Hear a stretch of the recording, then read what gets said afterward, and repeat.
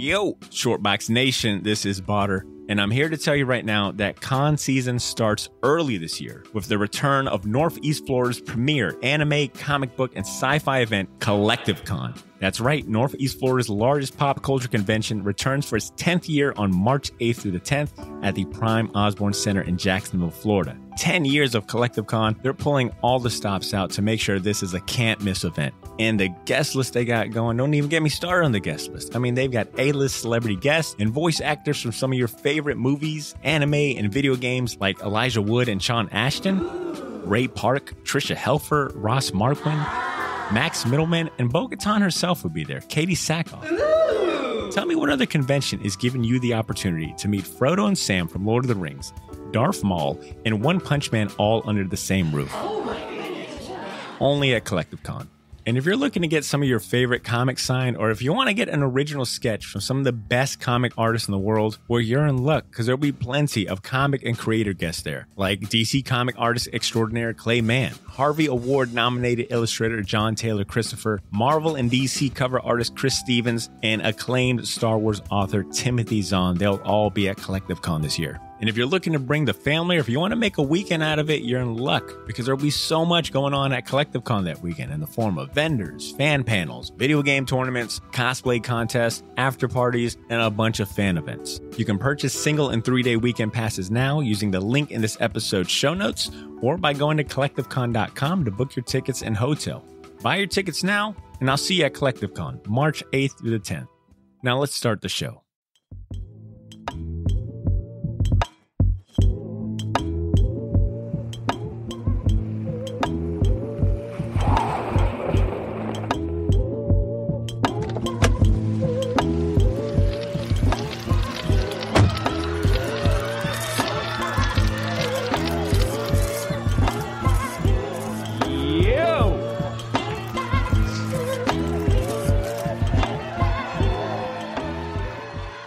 The Shortbox Podcast proudly presents episode 400.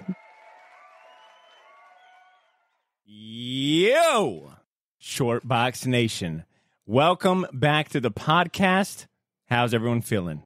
I want you guys to do me a favor. Who are today. you talking to? The audience. Shortbox. Thank you so much. This guy, new guy, right? Stop it with the how are you guys feeling? If you cared, you would pause longer, okay? Because there might be some guy out there that's like, actually, I'm not feeling good. Anyway. Moving on. Great. But I was like, boring. Yeah, boring. Well, I was going to ask everyone to do me a favor. And whatever drama, stress that you got going on today, I want you to put it to the side. Are you talking you're talking to us, clearly. For you guys, I need you because to put this the directly affects to the quality of the show. Yeah. I'm talking to the audience. Whatever drama and stress they got going on today, I want them to put it to the side for the next hour and some change.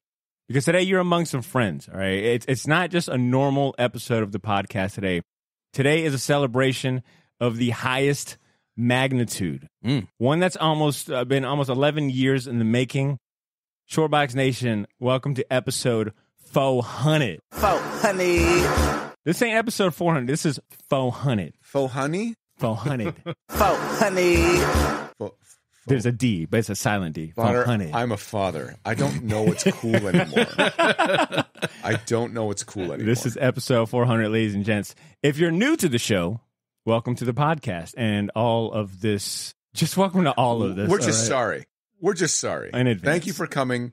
We're sorry. Why not start at 400? You know what? Yeah. Why not? Great It's a milestone. good jumping on point for new listeners. Granted, it took you way too long. If you want to jump on the podcast during phase 4 of the Marvel Cinematic Universe, that's 100% your prerogative. Well said. It took you long enough, but you're here, and that's all that matters. My name is Badr, coming to you live from the Shortbox studio, and this is the This is a Shortbox. recording. We're not live. Ed, is this a new guy? I know. When's the last time he's been here? This is the problem. This is your fault. Give him the service. Look. Ashley's not here, so I have to make up for her shit talking as well. Yes, because she had so much shit talking in the normal episode. Notorious shit talker, Ashley. Ashley is, for those who aren't listening, is dead. So we're just... She was mauled by a tiger. We're mourning her loss. Yeah, might as well be. We're mourning her loss, and she is 100% cool with us. Mocking her death. Yeah. We're jumping the gun just a little. I was going to introduce everyone. You know, because right now we're addressing the new. Well, we know people, who's not here. So, okay, go ahead. I wanted to say, Potter, please run a tighter ship, okay? Because I think it's detrimental to finish it. All right, sorry. All right, look, my name is Badr. Future Potter, you're going to edit all this out. Future Badr, love you, bro. Hang tight. What's so weird? You can do it. All right, look, my name is Badr, coming to you live from the Shortbox studio, and this is the Shortbox podcast. If it is your first time tuning in, this is the comic book talk show that brings you the best conversations about comics and the pop culture inspired by them. And as you can tell, I'm joined by the three fucking stooges today. All right, I'm joined by some knuckleheads. I'm counting myself. You can't count. I'm counting myself as one. You're joined by. You said you were joined by. Don't even lie. All right, as you can tell, look, I got this special Edmund Danzer holding down mic number 2 with me. Did you just say special Edmund Danzer? Especial. Bro, is this guy like off the street? He doesn't listen to the show. Look, we got Ed on mic number 2. So disrespectful. And look, leave the kids at home today for this episode, just like Cesar did. We got Cesar Cordero in the building. Hey, he acts like he's never recorded an episode with us. AKA Cesspool. Thank you. All right, we're gonna have nicknames. My rapper alias is Cesspool. Triple C. Yo, Cesar Cesspool Cordero in the building. That's it. If you're new and you're like, what the fuck is going on? I implore you to go back to the 399 other examples of a well-run, tight ship That's funny. that we've got going That's on. Funny. You can catch up with those to get a good feel of what the show regularly is like. But this episode is for the Shortbox Nation. All right, this one is for everyone that's supporting us, whether it be this year, you just found the show this year, or you've been supporting for the last 300 plus episodes. This one is for you guys. All right, this is for our Shortbox Nation. This is for the Shortbox heads out there. We're celebrating 400 episodes. I don't think I got to keep this intro long at all because you already know how we do it. But you're going to. But you're going to. You fucking asshole. You're going to. I do like the sound of my voice today. It's been lubricated with Patron, provided by Cesar's Wallets. Ed, can we go on and cheers? Do not to put Cesar this. buying Don't the put tequila this. today. Don't put this on me. Jokes aside, that's not to say that we don't have a theme or topic today, because we do. We got a little central theme. It's going to be short and sweet, of course.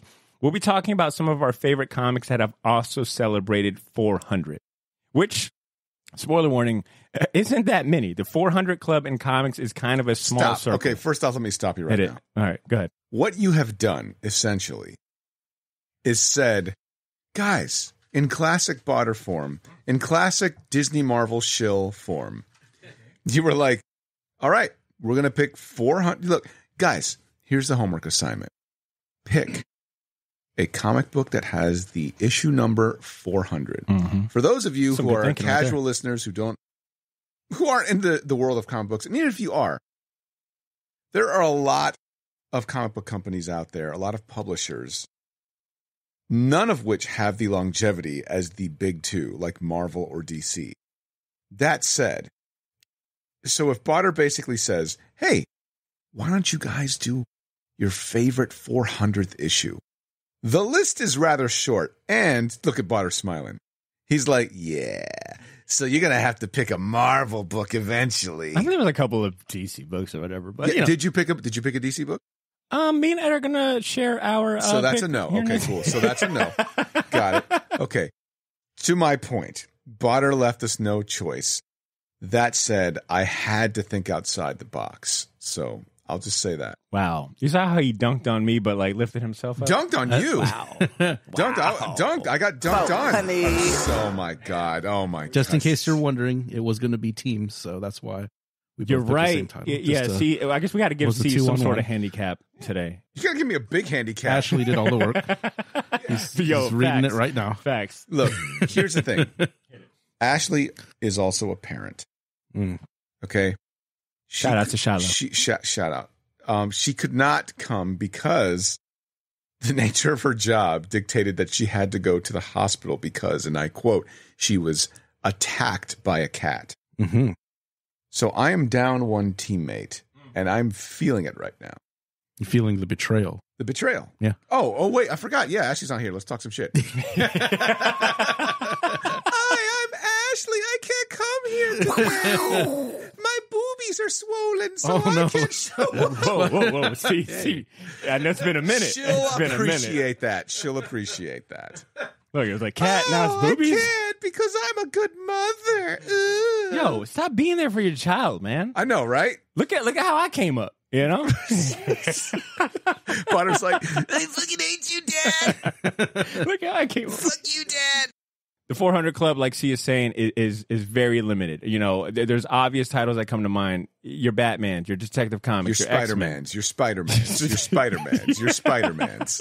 Your Supermans, your Captain Americas have all hit 400, and then there's like one or two titles that haven't hit 400 that were a little that have hit 400 that were a little surprising. Like Sergeant Rock, I didn't know that was a comic series that went up to 400. That was Because it's pretty a DC title. That's why you don't know. You're right. It's on my, it was off the radar. But also Archie. That's another series that has hit 400 and probably beyond 400. So 400 Club, rather small. Aside from talking about 400 issue comics, we're also going to be celebrating with some friends. Right? We've got a bunch of voice messages from friends of the show, past guests, new people have chimed in, and honestly, people we haven't heard from in years have all sent in a voice message to celebrate this momentous occasion with us. Without further ado, I'm not going to do any more shameless plugs. Let's get into our main segment, which is the 400 Club. What was that? That was a little like transition. It was like, sounds. Ed, where'd you find this guy? Like the street? I mean, obviously the streets or a dumpster. Wow. But You know what? It's at the ABC Liquor. I'm going to reserve my comments. I'm going to reserve my comments. do you want to go ahead and give C first dibs? On sharing, what? Sharing your book. Oh, let me just do that. Yeah, man. You know, Hey, I mean, you're at a Ashley, disadvantage. Oh, wait. Yeah, I mean, look, you're at a disadvantage. You got a handicap. Okay. We're letting you go first. All right. What is the 400 issue comic that you want to spotlight today? So I had to pick a loophole because, Of course. as I stated earlier, Badr was like, "Here are your choices: Disney, Disney, Disney, Disney, Disney, Disney, Warner Disney." Brothers, come on. One Warner Brothers comic. There's like two. There's like Batman 400 and Sergeant Rock. Detective and that's Comics. That's it. I picked your boy Bats. Come on.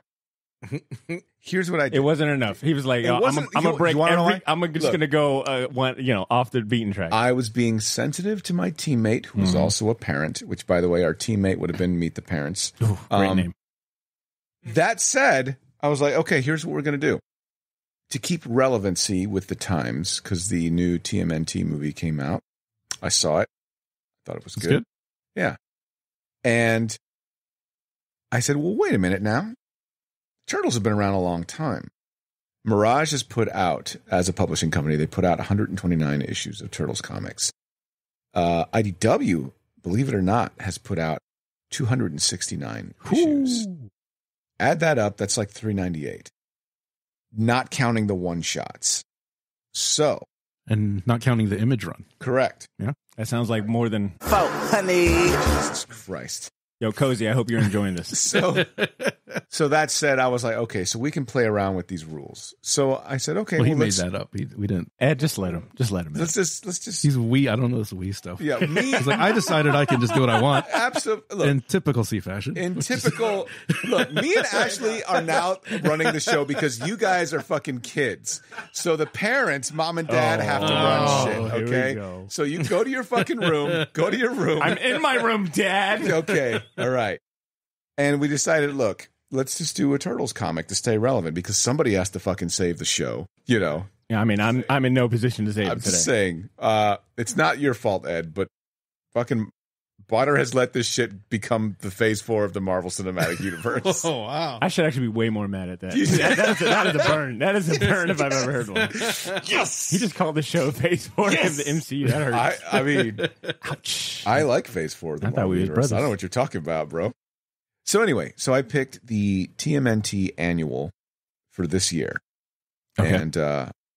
And if you'll bear with me, the story is pretty cool because it's kind of riding off of The Last Ronin. Did you guys read The Last Ronin? Come on, man. You read the whole thing? Loved it. Okay. So this is sort of like they're doing an event right now in Turtles called Armageddon Game. And you don't have to know anything about that to, I guess, enjoy this book. But the cool thing is that it deals with sort of that same theme with The Last Ronin. Instead of spoilers, if you haven't read The Last Ronin, spoilers. 2, 3, 4, 5. Okay. Instead of it being Michelangelo as an old turtle in the future, the story centers on an old Raph coming back in time. And while he's coming back in time through a portal, a ginormous shark time monster bites his arm off, like Stephen King's The Langoliers. And I know you'll know what I'm talking about. So a Langolier bites off Raph's arm while he's traveling back in the past, and he meets the younger brothers, and they're like, "Oh, you're a turtle and you're old. Are you know us? So you're one of us." And Raph instantly is like, "He's me. I know his look. Every time I look in the mirror, those same eyes look back at me, those eyes of anger." And everybody like starts clowning on Raph. He's like, "Oh, those eyes of anger." Like it's like, just get over yourself, dude. But Raph is like, "Yeah, I came back because it's important and I'm trying to whatever." And when he wakes up, he's got like an arm, like a metal arm. He's like, "You guys replaced my arm." And Donnie's like, "Hey, I gave you an arm from a metalhead." I was about to ask if he got a metal arm. Yep. It's a metalhead arm. And he's nice. Like, kind of throwback. So the whole comic basically deals with, you get to see what Raph looks like as an old man. And he's clearly older than Mikey is in The Last Ronin. Like really old. And he's missing an eye. And he's just like completely fucked up. He looks like Kirk Douglas at the end of his life. Like just fucked up. No robot eye? No, yeah, right. Like it's just like so. The creative team is Michael Walsh was the writer, and the first 3 pages were done by Vlad Legostev. And Michael Walsh did art duties for the rest of the comic pages, actually 29 through 30, and then a guy named Santos did pages 4 through 28, which is like, Jesus, they had 3 different artists on this book. Wait till we get our book. But you know what I'm saying? Like, it wasn't daunting and it didn't feel weird. And it was kind of neat to catch up with the Turtles because, to be honest with you, it's been a while since I've read a Turtles book. And that's not to say because the quality was bad. I mean, do you guys have any experience reading any of the IDW Turtles stuff? I've read Last Ronin. I pick up every once in a while, like an annual, or like they've been doing these cool collections where they have like these are Michelangelo stories. They'll have something from like Mirage. Right. I'll pick up those, but not the continuing series. But I've heard I know it's good. Look, it's run for, you said 286 issues? That's just IDW. That is crazy to me. Drew's a big fan of the IDW series, and he's got nothing but like positive shit to say. Yeah, I usually get like their one shots. They did this like villain one shots thing of like origin stories, so I'll pick up those because they've been doing a good job. What do you got? I mean, just as a broad question, but this is for the listeners. What are you guys' take on the Turtles? Like, how do you feel personally about them? I'll be honest, man. Prior to us doing that TMNT Patreon episode, they were just okay with me. But when I really dived in and like learned to appreciate like what Peter Laird and Kevin Eastman did, as far as like true like indie creators. There you go. That, I mean, to me, like it's the American kind of, like they are a prime example, like the American dream. Yeah, it's like a 1 in a million shot. Yeah, right. Exactly. Well said. So random. And it's such a cool ass concept, man. At its core, it's 4 brothers, turtles, ninja. It's like what isn't there to like about it? And for me, it's like I grew up with them, so it's like that's like one of my all time favorite things because it hit me the perfect age, perfect right time. Kind of almost aging out of the cartoon, but then finding the Mirage stuff, and saying, "Oh, this is oh wow, they do this too," and then just keeping up with it. It's like it's going to be and it's cool seeing something that's going to be a multi-generational property. This is going to outlast everybody. It's going to. If this new movie proved anything, that's definitely what I got. And they always come back, and there's always I'm not one of those guys who like this is the only ones I like because these recent incarnations aren't for me, right? So I can appreciate it, and I know there's like a specific level of quality, and I know that having Kevin Eastman involved and having Peter Laird retaining those rights to the comics, but it being like $1 billion IP at the same time, right? So it's just crazy seeing it grow, and it's perfect for me because that's like I said, I had the toys, that was like one of my favorite things. I was the perfect age, in like the mid to late 80s, like the ninja craze was still strong, and like I said, it gave birth to, and then as a comic like a historian, if you will, that big 80s boom of independent comics, because it's like, oh, wow, these guys got the golden ticket. Let's all try.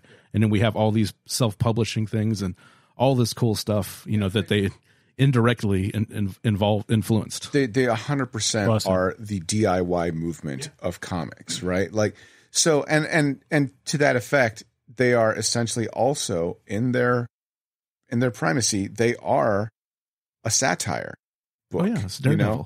Right. And I feel like that's the best way to ingest them regardless of how old you are. Like, if you take Turtles too seriously, it doesn't work, right? Like, it's like, oh, well, but the logistics fall apart when you start really looking at the comic. But if you realize, like, what its inception was as a book, right? Like, it's sort of like trolling the institution of comics while also being a love letter to it. It's actually kind of a seminal idea, and it's really, really fantastic. And I thought, why not do something like this, right? Like, this is like, and I wouldn't have, to be honest with you guys, I was going to just immediately be like, yeah, why not Batman? Because Batman's my favorite. But then I was like, wait a minute now, come on. This is the short box.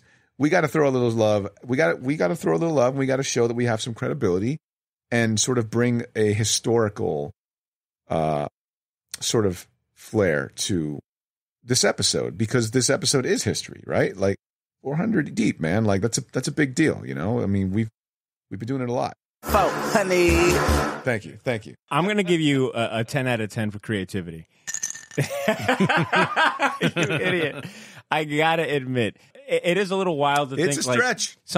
It's a stretch, but it works, right? Like, with that math, TMNT has for sure hit 400 issues. There's a lot of comics that have hit 400, but don't have that official. But here's the thing, right? Like, they have every right to have done sort of that gimmick, right? Like, this is the 400th episode technically, right? But they didn't. Why? Right? Like, why? Because I feel like there's that credibility there. I feel like that there's that sort of still that indie DIY sort of passion that's sort of like, I mean, regardless, they got IDW backing them all the way, and Nickelodeon backing them and whatever. Not the point. The idea is that, no one would think that, oh yeah, Turtles have been around a while. Like, when you think 400, just because they don't have an actual issue that says, continuous 400th fucking issue, and the industry now doesn't allow that kind of thing to happen anymore.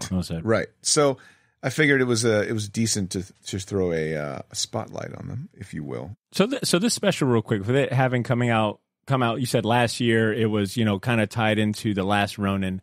Questions for you.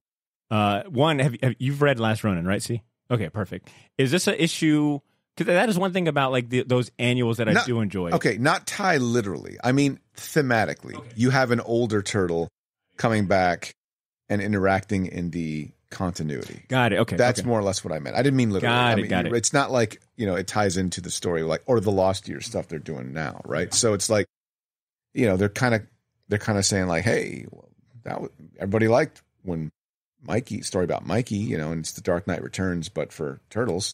Let's do it with Raphael, but older. What would happen if Raph met his younger brothers and his younger self, as an old man? Not just like I'm like in my 50s, but like homeboy looks like he's in his 80s, like a tortoise. I can't even call him a turtle. He's he's a tortoise at the Jacksonville Zoo that's been alive for 100 years. Little kids are riding his back. Right. Like, he's just like chewing lettuce slow, like. They got to rename it like Old Ass Tortoise Ninjas or some shit. Yeah. He's taking Metamucil for sure. So I guess I got two questions then. One, is this a good standalone comic? Can someone like pick it up off the street not knowing too much about the TMNT? That's a loaded question. Here's why. And I think you guys know this. If you are a comic book fan, ever since you can remember, no one in the history of comics has ever jumped in at the beginning of a story.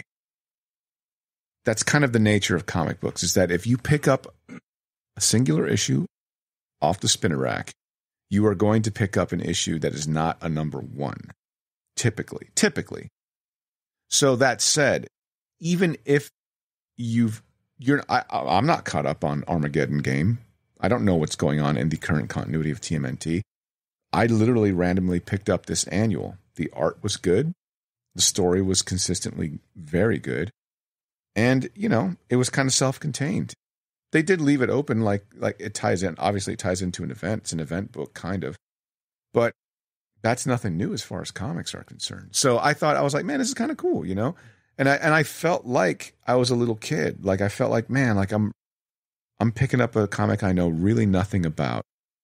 I like the art and I like the story, and I'm reading it, and it's like, man, this is what it was. This is essentially what comics is, right? Like this is what hooks somebody who isn't a comic book fan into being a comic book fan. Like, man, I like the way this guy draws or gal draws, or I like the way this is a good story. I kind of want to know what happens next. And then you keep buying, you figure it out, and then it takes you down a rabbit hole. So yeah, I think if you are not hip to any of this scene and you just want to be like, yo, I like the Turtles. I watched it when I was a kid, or, oh man, shit, I had those toys. My grandma bought that shit for me, or whatever. You 100% could buy this book and just be like, yeah, this is great. And if you were to buy this book, obviously Gotham City Limits, the best comic book store. Very nice. If you're going to buy it. I mean, that's really the only place to buy it, honestly. Yeah, I highly recommend it. And if Ash were here, she would tell you she recommends it and that she's a traitor. Not only would she recommend it, but she'd be like, Cesar is so smart for coming up with a loophole for us to cover a TMNT that isn't technically 400. It's what I do. Well said. I thought the cover, when you showed me it's cool looking, comic, right? The cover is pretty badass. It's kind of retro. It's kind of throwback to like the Eastman Laird stuff. Real quick, see, what was the name of it? It was the TMNT annual? Yeah, this is 2023 annual, number 1. 2023 annual, okay. All right, I like the opening shots. Yeah. Ed, you ready to go and crush this fool? Jesus Christ. What happened? Wait, all right, real quick. Ed, before we get into our book report. Yeah, enjoy your fucking mainstream bullshit. Oh, we are. Oh, wait till we hear about this one. Yeah. Buckle up. I wanted to really quick give credit to someone that actually helped inspire this segment right here. Me. Not Cesar Cordero at all. Not Cesspool over there. Thank you. Triple C. We've gotten over 20 voice messages is what I'm looking at. Okay. I have not listened. I've maybe listened to one or two in full. I wanted to kind of experience it with you guys, but I did listen to one. Guys, this is the 400th episode, which means it's 400 minutes long. Stick around. One of the voice messages I got was submitted by none other than our guy, Ben motherfucking Kingsbury. Oh, shit. Barack said he's going to send one in. I'm going to have to put it at the end. Sorry. But Ben sent in a voice note that actually helped inspire this, and I think it would be a good transition before me and Ed present ours. I want to play a first voice message of the episode. And why not toss it to our guy, Ben Kingsbury. Here's Ben. Ladies and gentlemen, boys and girls, people of all ages, I go by the name Ben K, representing Gotham City Limit, Jacksonville, Florida. And congratulations to the Short Box. 400 episodes is unbelievable. I know the blood, sweat, and tears that go into making anything happen. So to do it 400 times in a row is something that shouldn't be taken lightly. Instead of giving you guys 3 FOC picks that you should add to your pull box, I'm going to give you 3 moments in comic history where 400 was huge. Let's start with Amazing Spider-Man 400, the origin of Ben Reilly. Next up, we got Detective Comics 400. The first and origin of Man-Bat. And finally, if you haven't read Avengers 400, you need to. Mark Waid tried and succeeded to fit every Marvel hero who has ever been an Avenger into one single comic. So, again, thanks so much for letting us be a small part of what you find folks have done for years. And here's a final question before I leave you be. If you could all go back to the beginning of your podcast adventure, what is one thing each of you would do differently? And I'll leave it at that. Again, congratulations. And I'm still Ben K, representing Gotham City Limit, Jacksonville, Florida. Remember, with great power comes great responsibility, and always take it to the limit. Ben Kingsbury. He's so great, man. That guy's got the energy, man. Look, man, Ben sends the best voice message. I mean, he gave us a history lesson. Keep it to the limit, yeah. He gave us a history lesson. So if you're curious about any other 400, there you go. Ben handled all that. To answer his question, I probably would have never invited Cesar. Fuck you. There we go. That's my one thing different. Serious mode. Ben asked a question. If we go back in time, do something different with this podcast, what would we do? What would you do? Damn it. So why'd you give it to me? Yeah, because I knew you were going to try and toss it to somebody else. I'll be real. I have thought about if I had a chance to go back, maybe choosing a better name.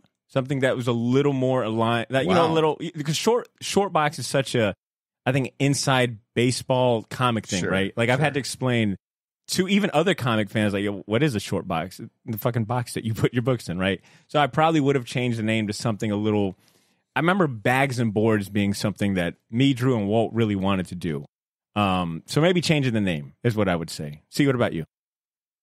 This is going to sound silly, but you invited me on the show at a time in my life when I needed to be on the show. And it's kind of hard for me to answer this question only because the Shortbox podcast is responsible for a lot of good things in my life that I'm scared to say if I change them, what would have happened, right? Even the smallest change, right? I'll break it down. You know, we're talking about the 400th episode here. Without the Shortbox podcast, I would not have met my wife, which means I wouldn't have my daughter right now, which means I wouldn't be like the happiest guy in the world right now, you know? So it's like weird to answer that question, but on a minuscule level, I would probably say, and this isn't something I can't change now, I would probably try and work more with the musical guests because I am a musician, and see if I could do a collab with them, not only as a host, but also be like, hey, if you need me to play some chords or sample some stuff, which I know that me and Mecca the Marvelous have done in the past, maybe do some more stuff like that. And I don't think that's beyond the realm of possibility now. I just think probably I should have done it a while ago. It's good stuff. That's a good answer. So, yeah. Ed, what about you? This is tricky for me too, because I've always said this, and this is your baby, right? And for me to like say, what would I change? It's like, I'm contributing my part.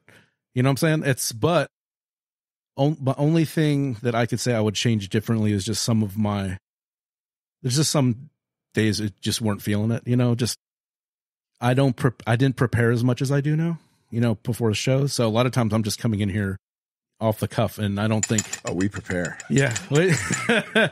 It'd be more of some of my performances, because there was like a stretch where it was just kind of like, and it was more me than anything. Was like, oh man, I got to do this again. Was it the golden years of you and Adam? No. clearly, those years were subpar. Everyone knows this. No, but even when we weren't recording as frequently, it was just like, and I didn't appreciate it. And I think I would go back and kind of change, but my headspace was different back then. But like I said, there was a lot of outside things going on. So other than that, you know, I mean, I like where we've ended up, you know, and you know, I'd like it if all of us could do this every week in person, but that's impossible. Things kind of evolve and change. And, you know, when you have kids, that's definitely changes a lot of things. But in the past, no, I think we did pretty good. I feel you, man. There's definitely been some days where it's like, I would rather be on the couch playing video games. But I appreciate that, Ed. Solid. Ben, fantastic question. Yeah. And Thanks, to our Ben. listeners, we've got a bunch more voice messages to play and some other, I imagine, good questions in there as well. You imagine. Like I said, I didn't listen to all of them, so I'm curious what else we got in the chamber. But before we move on to voice messages, me and Ed are going to go ahead and spotlight our 400th issue comic. Ed, we didn't do much prep, but I took it upon myself to name. I've got a team name. Oh, okay. You know, C was saying that their team name was Meet the Parents, which I think is a fucking grade A name. So I was thinking our team name is the Dinks. Dual income, I was just no thinking kids. I was just thinking that. The Dinks. Hell yeah. Me and Ed, boy, look at that. All right, that Ed, you know, that either of you know. Because y'all motherfuckers probably have like children out there that are like, Ed's like, Dada, when's Dada coming home? It's like you went to a convention and fucking Ed got lucky and was like, see you later, ladies. you dumbass. All right, Ed, if you don't mind, do you mind if I set the stage and give like the synopsis and you can chime in? Must be nice to have a teammate. It's great, dude. It is so great. We just, I figured. work off each other. I figured. All right, so Ed had the genius idea of proposing that we read and cover X-Men 400. And I was all for it. I've never read it. It's the X-Men. I've kind of been in a big X-Men kick with all the recent. The who? I picked it because of the Ashley Wood cover. So we decided to do X-Men 400, which I guess not really surprising.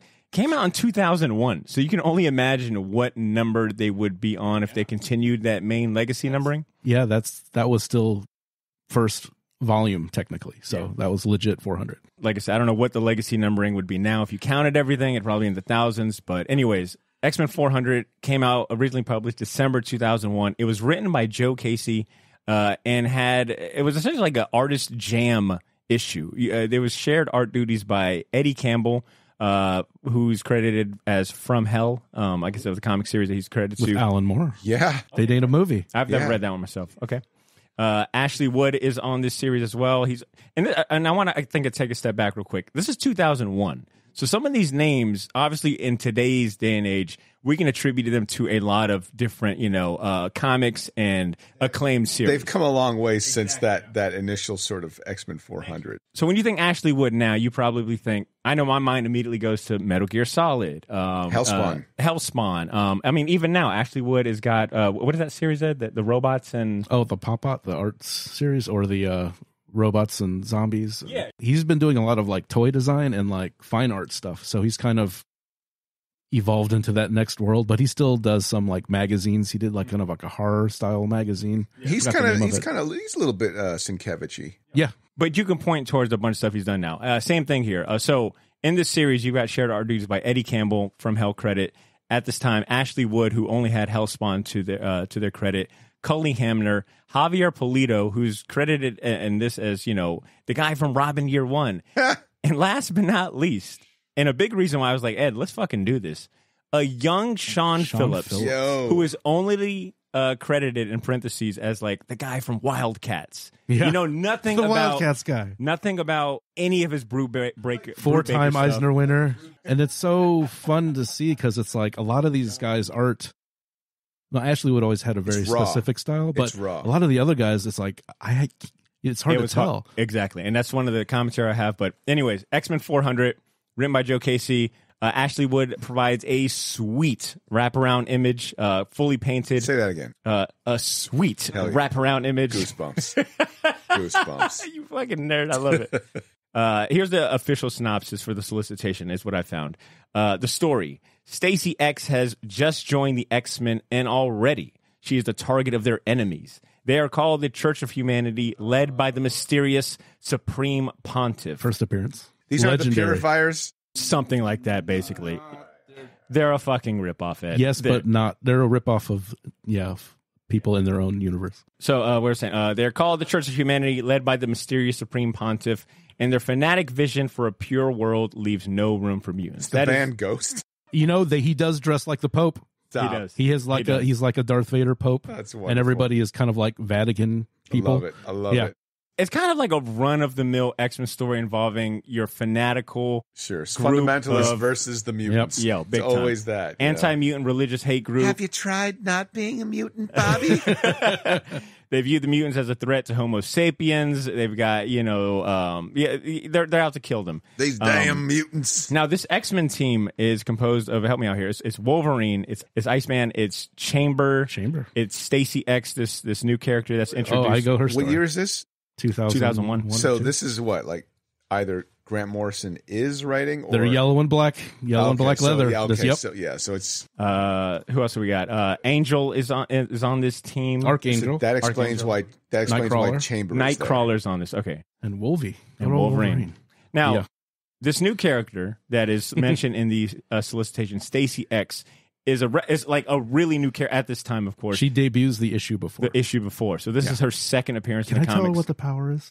Take it away. Okay. This is what teamwork is all about. So Stacy X is like, she almost has like a snake-like look. She kind of wears a black bikini or like a workout gear, Her power, she can control pheromones where she can touch you, your adrenaline go up. She can make you jizz in your pants by touching you. Oh, yeah, that did happen. And she was a hooker with a heart of gold. She did it. She did it like a few times to Blob. No. Yeah, it did. Wait. There was a thing called the X Ranch in Nevada. No. Guess what it is? I'll tell you what it is. It is a mutant bordello. They got Did the she Bunny work- Ranch. Seriously? But this came out before the Bunny Ranch show. Whoa. So, because I thought the same thing. I was That's like, oh. crazy. So basically, she is working as a courtesan. Let's say Nice. courtesan. A courtesan. Yes. For this, they basically, Archangel has like this. I read ahead. I'm sorry. I'm just trying to lead up to this because Go you ahead. kind of get into this and you're like, who are all these people? What's going on? So Archangel is running this business. I have no idea what he's like, a rich guy, and he has like a board of directors. I'm not sure. I know he was a rich guy, but so all his people are putting all their money into this X ranch. And so he's like, that's weird. Let me get Bobby to go undercover to this ranch to see what it's about. He's got a cowboy hat and a mustache. Like, I'm definitely not dressed Iceman. he dresses up like a businessman and says he's a music What are he's you like all doing he's out a record here? executive. He plays the record executive thing. So conveniently, once he goes there undercover, and basically that's when the Church of Humanity has teleportation equipment, apparently. So basically, conveniently, when he's with her, that's when the church attacks, and then she gets basically recruited by the X-Men, and that's why she's kind of like the focal point of this issue. So it's Stacey a X. big milestone number. They don't do like what the Turtles did. They don't do like a standalone thing. They get a bunch of artists together to basically continue like a 4-issue Like storyline. Ashley Wood will do like 2-3 pages, and then like Comedy was it Comedy Hamner? Cully Hamner. Cully Hamner will do like the next few. Javier Pulido will do 2 pages. And there's no rhyme or reason for the artwork, because I thought, okay, Ashley Wood is when they're at the he's doing the art when they're at the compound, right? Nope, someone else does the rest of the rescue. And then there's a flashback. There's a different artist. It's a little it's a little jarring. Definitely. Oh man, this was a dark time for the X-Men. This is when X-Men Unstoppable came out. Ooh. Now, to continue with the synopsis real quick, the X-Men run in with this group. It's their first time meeting them. They have a fight. They capture one of their church guys, and Wolverine's interrogating him. So you get a lot of exposition to explain who this And Church the of origin Humanity story is. of the church guy is, Let's not even go into full detail. Let's just know. Implied it's bestiality. Wild as hell. I'm just Dude, going to say it is implied wild. I was like, what is going on in this comic? Wow. So it sounds like Ashley and I won, and she's not even here. So game over. I Thanks still for like playing. the jizz in your pants power is pretty That sweet. also Stacey is X is look, okay. probably the Stacey, best. I looked at a picture of her, and as a little boy, 2001, I was in college. As a full-grown creepy ass man, if I saw those comics, I would have been like, I mean, she could get it. Bro, you are nasty as hell It's a because she's fucking snake got lady. a bunch of rashes on her body. Those It are is- scales, and how dare you? It's kind of nasty. How Her dare character you. design is but pretty disgusting. They also have to jam in her origin story as well. Oh my god, it is a lot of exposition. A lot of exposition. And she's getting interrogated by the church guys because she gets Boy, I'm like so teleported glad there. you guys did this. So she gets interrogated and she makes up a bullcrap story about her and Cyclops hooking up. Dude, that was wild. And too. yeah, like she's like one of the original X-Men. That was funny. Yeah, that was pretty Whereas funny. like instead of Jean Grey, it's her. Yeah. Wild shit aside, I gotta read this. I have to read this. it is so out there. You're like, okay, all right, fuck it, let's go for it. It does end in a major cliffhanger, and this is why I was a little bit like, Thank you, wow, Marvel Unlimited. This is in a day and age, I guess. In 2001, like anniversary issues were just like, we don't care if it's a 400. We're telling a regular, a part of the continuity of the story. Keep it going, guys. It's not an anthology. There's not going to be a bunch of 1 or 2 page stories. It is the story. Just put 10 artists on it. Yeah. That's fine. And it ends in a weird fucking cliffhanger that I'm like, damn, if this was a 400 issue in today's day and age, it would have wrapped up. It would have been like a one and done kind of comic. But you have to go read 401 to figure out what happens This next. is where they want to install Nightcrawler as the Pope, right? To take down the Catholic Church.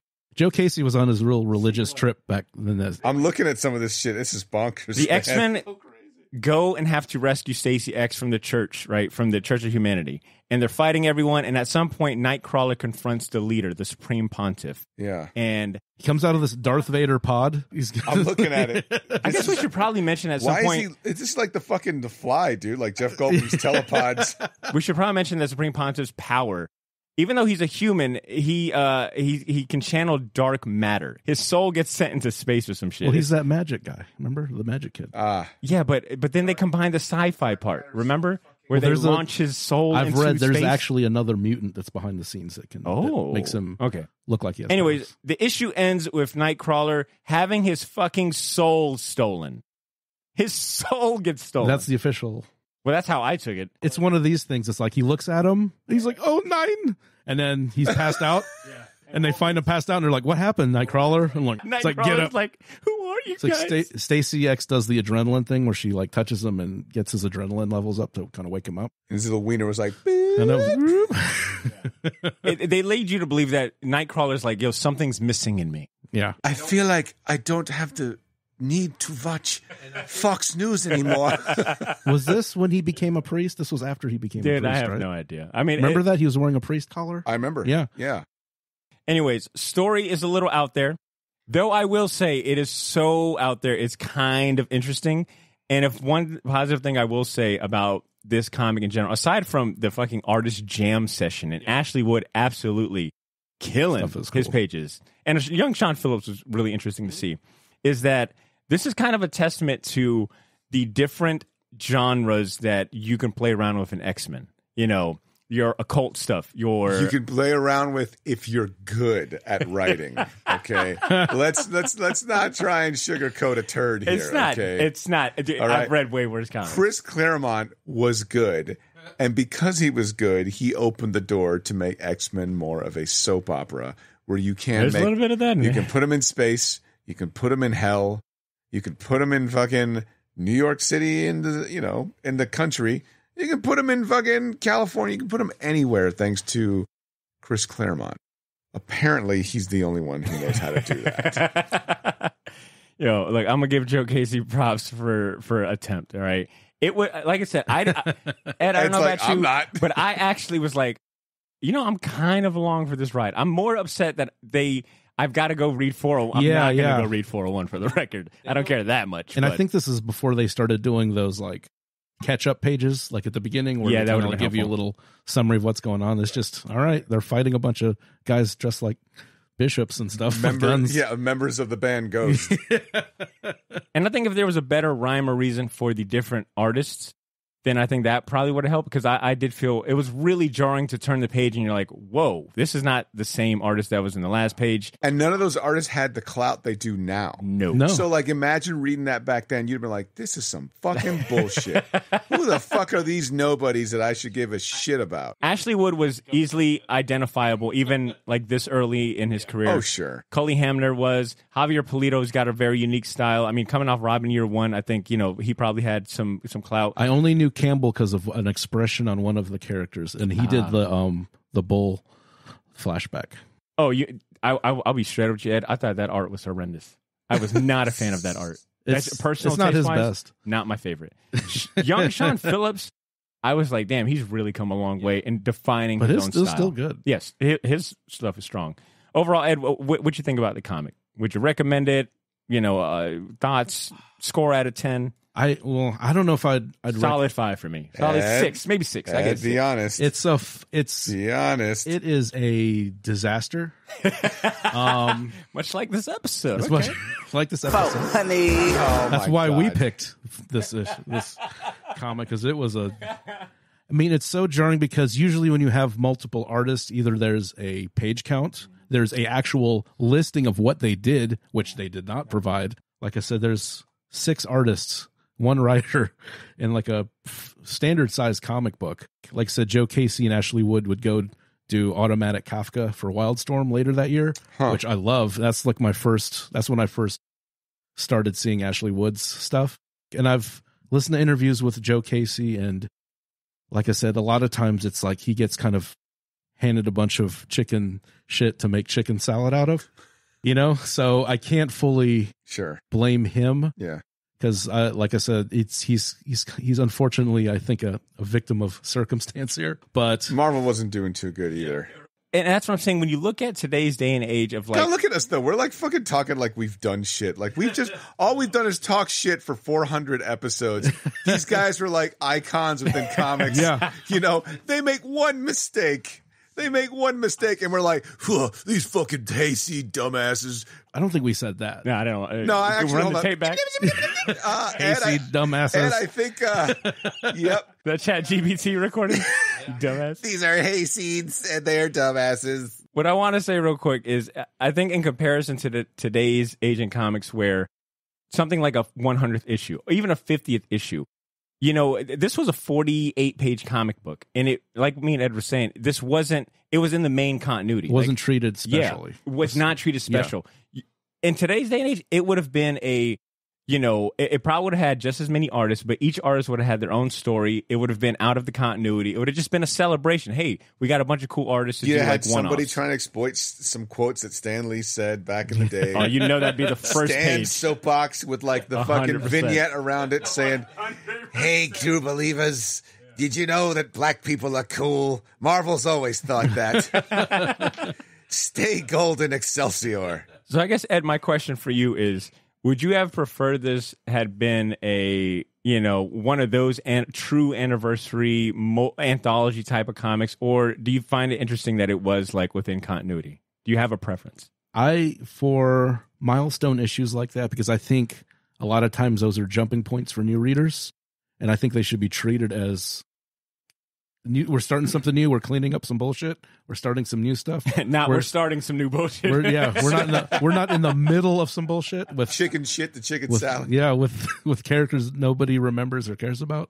But yeah, I think those should be treated like it's a transition to a new storyline. That way, a new reader can come in, like annuals are usually treated, or just like a showcase of the characters, like spotlight. So it's like, because when I was a kid, there was like, I would buy comics just for the characters. Oh, Wolverine, sweet. There's another Wolverine series. Yep. Oh, there's another one. Oh, Jesus. Oh man, there's another one. Stacy X. Hey. All right. Stacy X has a damn Wikipedia entry. Yeah, she was in the New Warriors. She lost her powers. She's fucking sweet looking, bro. Why are you hating? Only someone by the name of Cesspool wouldn't find her somewhat attractive.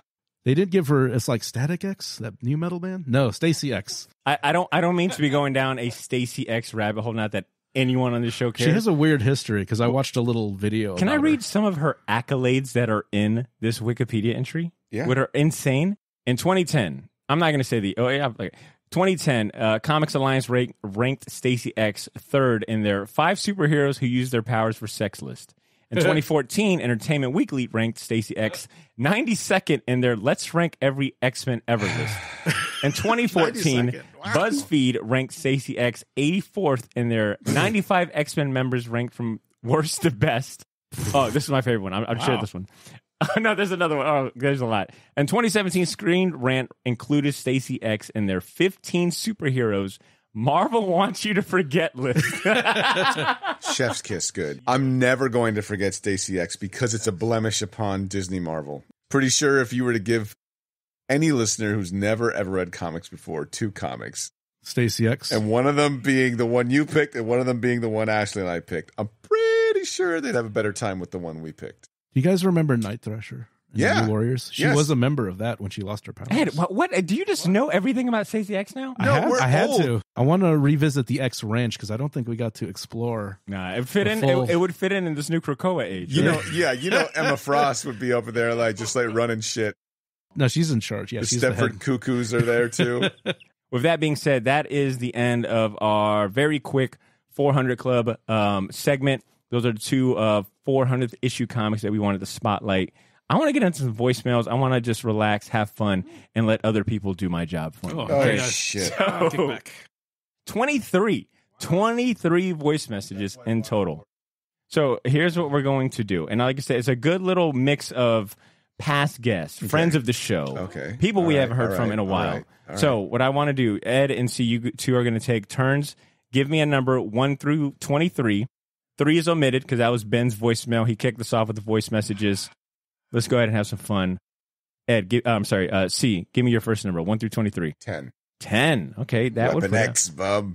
10. All right, here we go. This voice message comes from actually a new.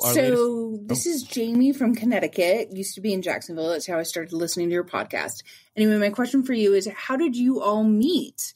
Because I don't remember that in the early episodes, but I could have missed an episode here or there. Thanks so much. Bye. All right, obviously I pressed the button way too quick, but big shout out to Jamie Hi, for sending Jamie. in a voice message. hello. First time caller. Sounds like a long time listener. A lady caller. Yeah. Really threw me off. There's not a lot of them on this list. I'm gonna apologize for all the Stacey X comments. Our mom is not on the list. All right, Jamie asked, "How did we all meet?" Okay. You guys want me to tell the? Tell the story? No. Okay, You so- have a seat. Don't True, hurt you yourself. picked it. You picked it. You go ahead. You All answer right. it. I know exactly how I met Badr. I know exactly how I met Ed. Let's start with Ed. Okay. I met Ed a long time ago, back in the mythical year of 2009. In 2009, no, I met you before. I didn't know you, but I met you when you were working at George's Music. Right? Was it George's? Mm-hmm. Okay. Yeah. You were like metalhead Ed at the time. Yeah. Your beard was huge. You had the like fucking spiked out hair. Yeah. And I was buying guitar gear. And I would ask you for shit randomly, and you'd be like super helpful. And I was like, man, this guy's pretty cool. He's got cool hair. and then I never saw you again. That's my impact as a salesman. This is One and done. Never come back. helpful and never a faithful customer. Never come back. Ed's like, I love him and That's leave him, solid. guys. That's what I do. Just like the kids. So then- Just like his kids. Jamie's saying, thank you for this question and your patience. And then I tried to hook up with a bunch of people who are making comics here locally That's because right. I wanted to do the same thing. I was irresponsible and I was very as serious as I wanted to take it. I didn't understand how it all worked. Ed was a part of this collective group of artists who were already kind of established in Jacksonville. And that's how I met Ed. We were all working on an anthology book together. So if you can find it, it's hard to find. Unleashed, right? Yeah, it was Unleashed was the name of the comic book. It was local here to Jacksonville. I have a bunch at my house. You're laughing. Yeah. I have your shit, Ed. So if you don't have any of those books, I have them. And yeah, I was like, oh shit, that was the guy from George's Music. Damn, he's a nice guy. And then I never saw him again. And then after that, I met Badr in 2009 as well. Except I knew him through Drew. If you've been listening to the show, Jamie, I actually knew Drew before I knew Badr. And Drew was sort of like my little brother who I used to work with at Winn-Dixie. I've known this guy since he wasn't even legal to work nights at Winn-Dixie at the grocery store, right? He was a little bagger. His mom had to pick him up, all that shit. And, he's like, my little brother. And one time I went to the local comic book shop and there I saw this beautiful olive skinned, widow's peaked, tall ass bastard who was like pretending to be Drake and, really, really, really was into comics. And, I was like, what's your name? He was like, My name's Badr. Fresh off the boat, I see. My name is Badr Milligan. Like water with the bee. I have come to this country to read nothing but Marvel comics because Godman Stan Lee told me that if you can believe it, you can achieve it. So here I am. and I was like, man, that's cool. Hey, I was like this. I was like, hey, young blood, that's cool, man. All right, let me go ahead and tell you what it is. Let me tell you the real story. You had that on tape. Yo, you got me so good just now. I'm gonna let you finish. No. Oh my God. Okay, so anyway, I met Badr through Drew, and we've been friends. How'd you meet since then. Ashley? Was it through the pod? Ashley, I met through another artist meetup through Rob. Yes. Rob Jones. Yeah. So I met her a while back, way before she was on the podcast again. And I was kind of like, oh, this is a nice lady. She's freaking talented. I was like, wow, she's very good. And then didn't meet her again didn't talk with her for years until Badr had her on the show. And I was like, oh my God, homegirl, I met you. Like, what? Ashley, she's cool as shit. She was like, I don't know. she was kind of like, oh yeah, Rob. Oh, okay, cool. Weirdo. But yeah, so yeah. Sorry, that's to answer my point of view. Ed, you wanna chime in? Yeah, I will start. Here we go. I will start with Ashley because I actually met Josh first. I met him Really? at like at an art walk or something. Okay, I didn't know this. Yeah, or it was either an art show or like an art walk or something like that. And I would talk to Josh, and she wouldn't say a word to me. Sounds about Would right. not say one word. And I was like, oh man. And then I think me and her and a couple other people were going to Heroes Con, and she said like, I'll drive. And I'm like, oh my God, this is a long drive. We're not going to say, I haven't had like an actual conversation, but like when we did the trip, we just really hit it off, mostly talking shit about people, which was fun. Hell yeah. And like I said, we've been friends since I would say probably like 2010 or so. And it's just been on and off because, like I said, anyone who lives in Jacksonville knows, like, if you live on a different side of town, you might as well live in a different city. Ain't that the truth? So I live on the west side. She's at the beach, so we might as well be in different countries. True. But yeah, I've known her forever. I don't quite remember I'm not memorable. the George's days were a bit of a haze because it was a lot of hours and a lot of like Weed. drinking. No more drinking. You and Daniel Teller getting drunk? Yeah. Well, yeah, I was his chauffeur. So I had picked him up and dropped him off. That's good. So I've seen Dan play live a lot of times. yeah, Dan's awesome dude.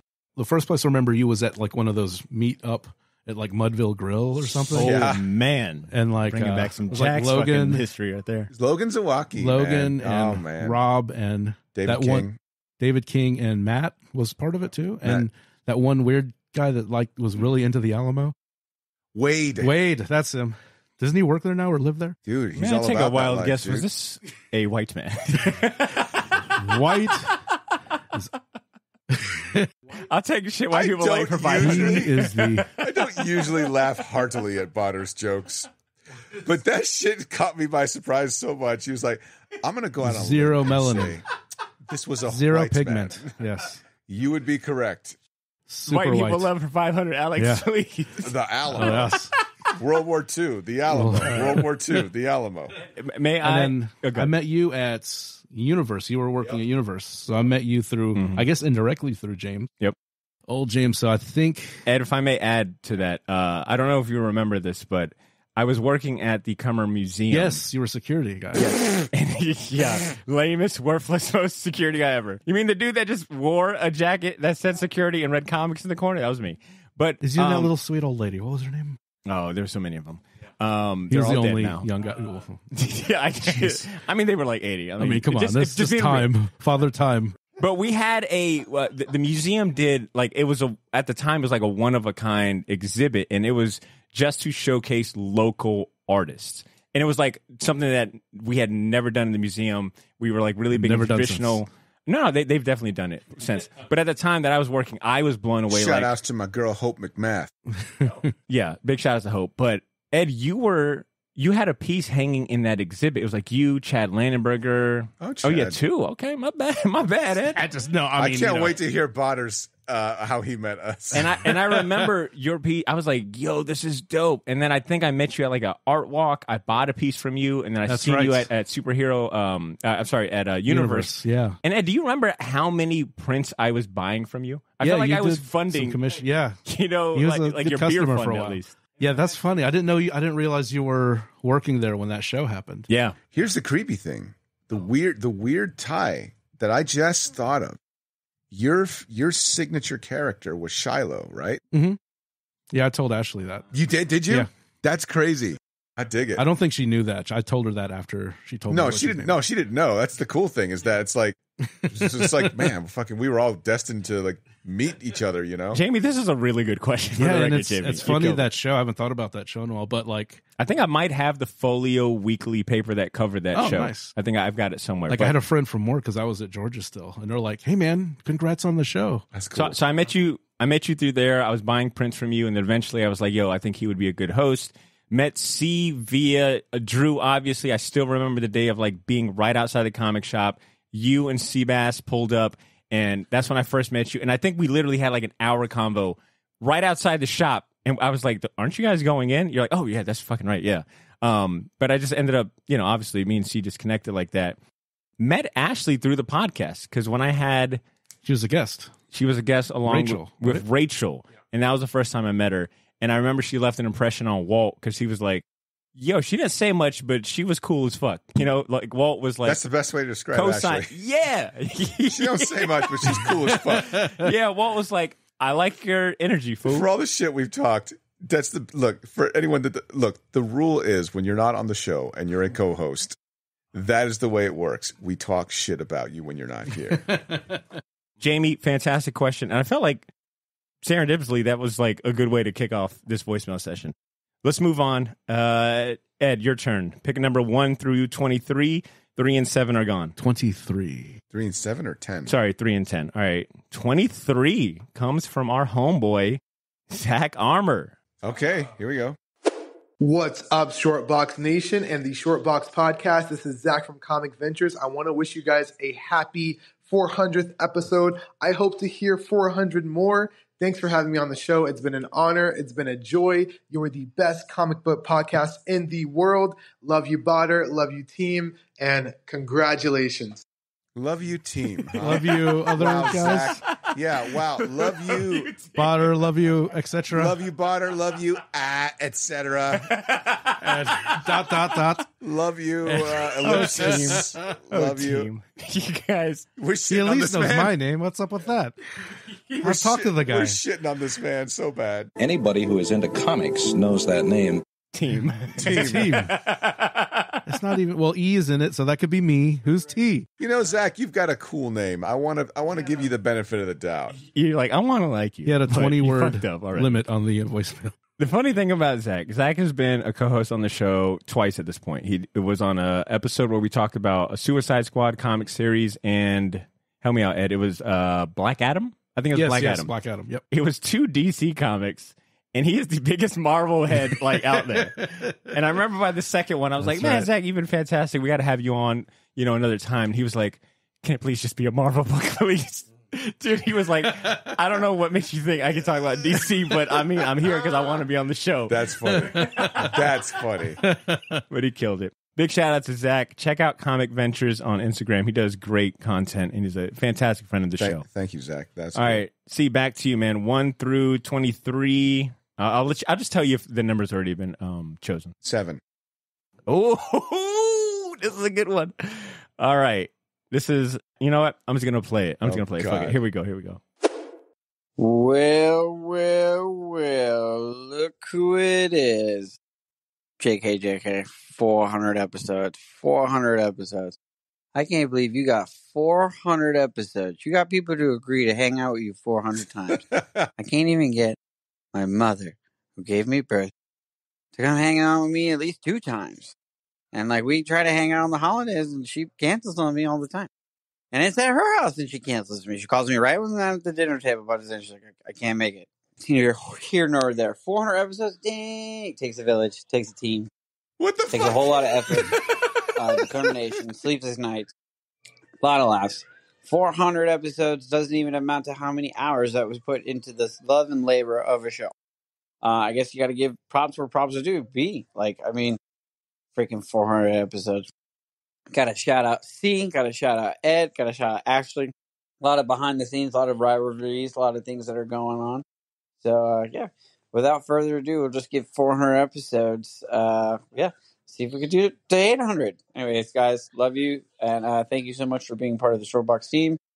Drew might be the only one that hit the limit. Even SpeakPipe was like, all right, time to go. First off, what is he talking about? First off, Andy, I love you. Second off, can you please send that to me? I can. I need to listen to that, and I will listen to it the same way I watch David Lynch films or Coen Brothers movies. Just fucking weird and artistic. That is an exercise in weird and artistic. I want to fucking show that I could take that voicemail, put it with a black screen, and show it at the Cannes Film Festival, and people would be like, genius. It's real, stream of consciousness. It's so stream of consciousness. It's so fucking weird. What, rivalries and what's he? I didn't know about that one. I was about to look at you guys like, I feel what's like going on? Okay, this is like when Doctor Strange looks at eternity, like that scene in Guardians 2 when Peter looks up and he's got fucking eternity in his eyes, and he's like, "I see everything." All our real Shortbox fans know there's a reason why we called you the legal liability, baby. But look, it wouldn't be right doing no 400 without I'm glad Drew. it was I love me. It.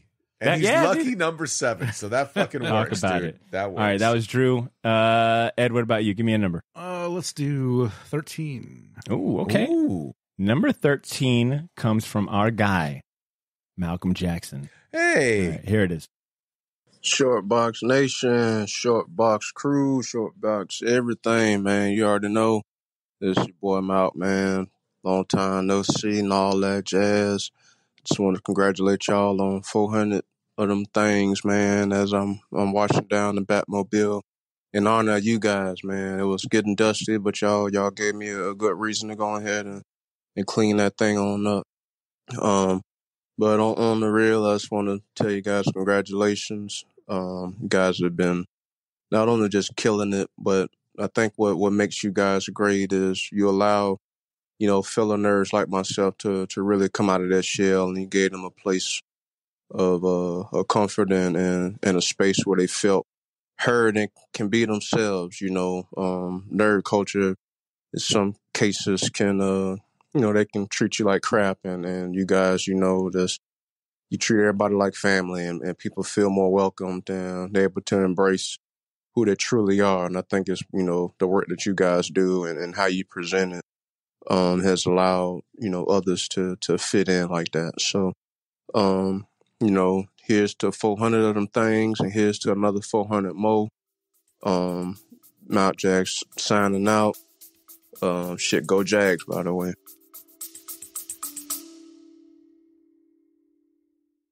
Yo, this is Badr. Sorry for interrupting this episode, but I'll keep it brief. I wanted to let you know about a massive sale we have going on over at the Shortbox store on all of our merchandise and apparel. That's theshortboxstore.bigcartel.com. You can now save 20% off your entire order using the discount code YOO, Y-O-O. So if you've been waiting for the right time to finally buy that gauntlet snapback, or if you ever wanted to buy any of the shirts you see me wear on the podcast, well, now's your chance to get them for a steal. We still have a few sizes left of everything, but they won't last long, and once they're gone, they are gone. And then I mentioned that all of our apparel is screen printed on high quality material. None of that heat transfer or direct to garment stuff. Our shirts are some of the most comfortable ones you'll ever wear, and the hats look even better in person. So wear your support for the Shortbox Nation proudly, knowing that you're going to look damn good doing it. Get to theshortboxstore.bigcartel.com as soon as you can, and don't forget to use that discount code YOO, Y-O-O, to save 20% off your entire order. All of this information can be found in this episode's show notes if you want to get there faster. Thanks for not pressing fast forward. Now back to the show.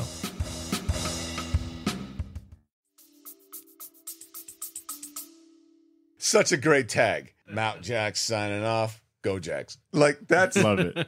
It's the most Jacksonville. Like, that dude is unnaturally cool. He is just, really he's the is. coolest, man. Big shout out to Malk, Thank man. you, man. Thank awesome you for, kind of for words. being vulnerable and saying all those things. And we treat everybody like crap, though. That's the only thing. It's especially if your name has any of these letters, B, A, D, and R. All right. I don't even know how to spell, man. So, yo, I don't even see color, bro. So whatever. All right. C. All right. Give me a number. You got the next voicemail. What we got? 2. Ooh, okay. Number 2.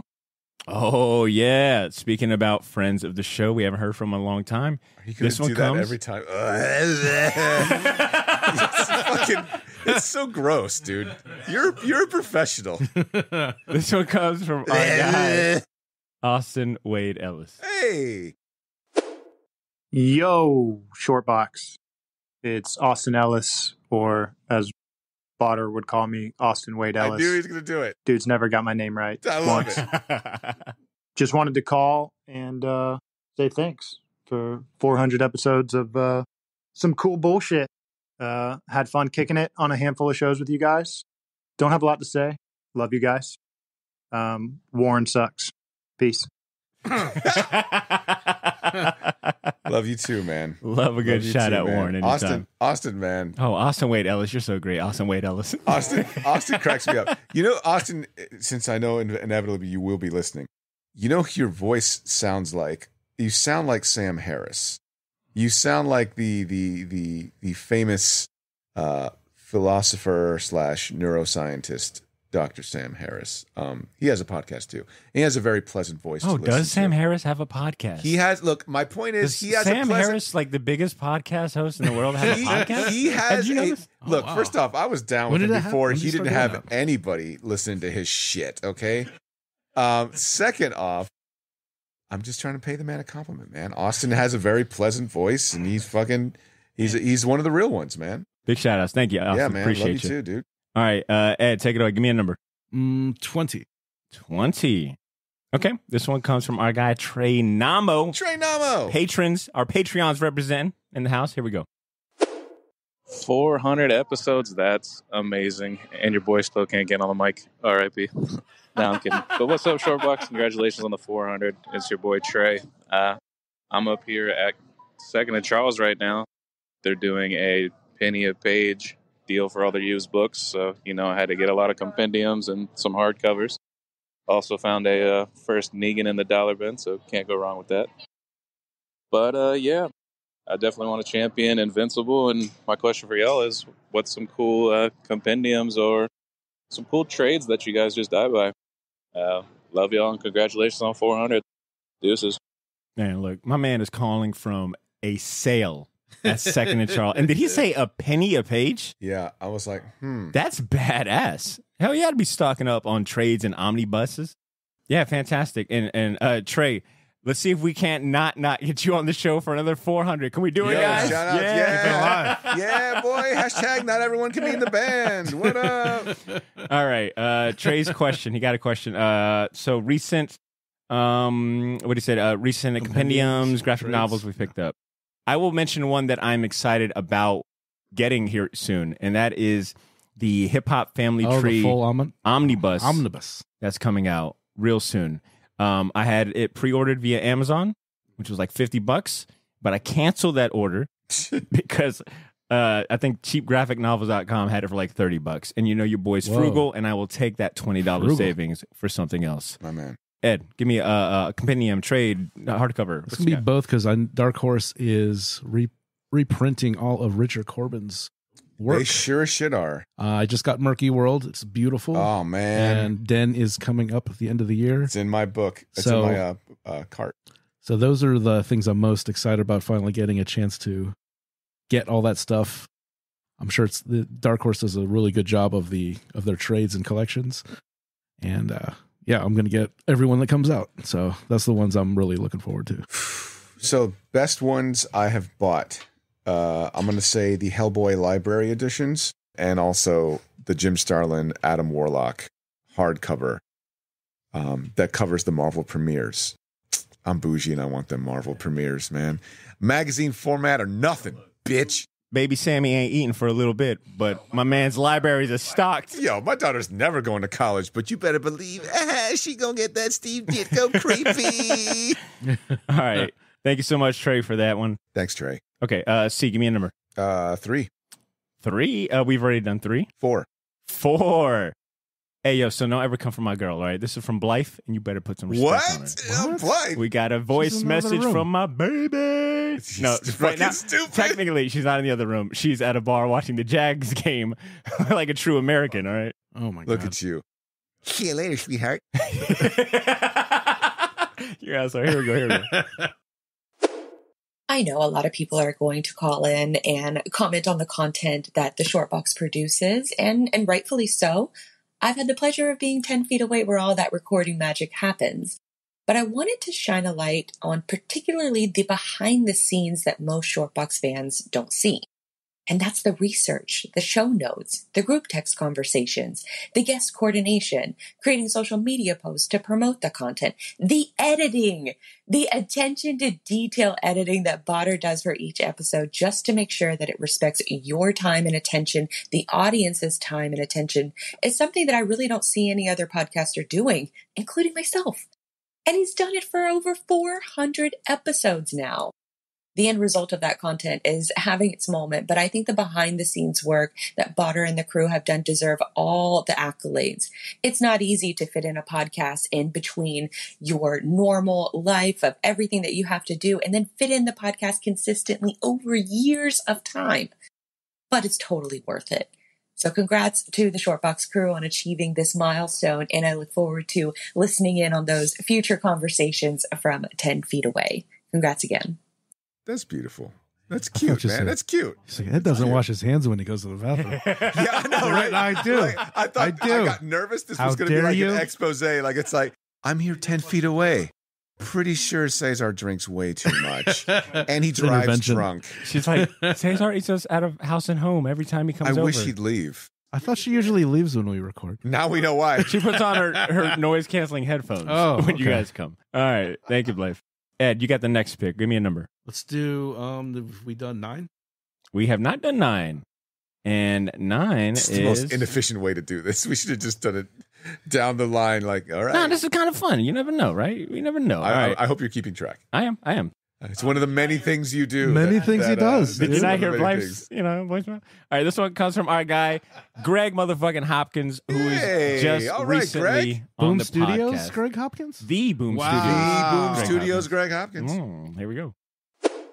400 episodes, and it took me 400 tries to get this voicemail correct. Badr, you are killing it. Shortbox is awesome. So proud of you all. Thank you for having me on the episodes I've been on, and I look forward to another 400. Nice. Oh, man, that's Greg, man. Concise. He's the real one. Now, Greg, if Boom Studios is looking to expand their marketing capabilities of podcasting... Can your Marvel blood even say that with like a serious look on your face? Bro, look, if we got a Boom Studios or any type of comic... My name is Badr. I love Yo, Disney. Welcome to the Boomcast. Yo. We're talking Power Rangers and all 25 covers. You funny. Cesar... Badr's like, shut the fuck up, Ed. I'm trying to get a job, fool. Ed, you trying to get paid or what? Ed's like, none of them checks have cleared, so I don't know what the fuck you're talking about, Badr. All right, C, give me a number. 5. Speaking about friends we haven't heard from a long time, Chris Hohola, ladies and gentlemen. Hey. Yo, Shortbox crew, this is Chris Hohola, former Shortbox co-host during the golden era of the podcast. Just wanted to say congratulations on episode 400. It's definitely quite the achievement. I'm honored to call you all friends, and even though I had to move away, it's a joy to hear y'all's voices through the podcast.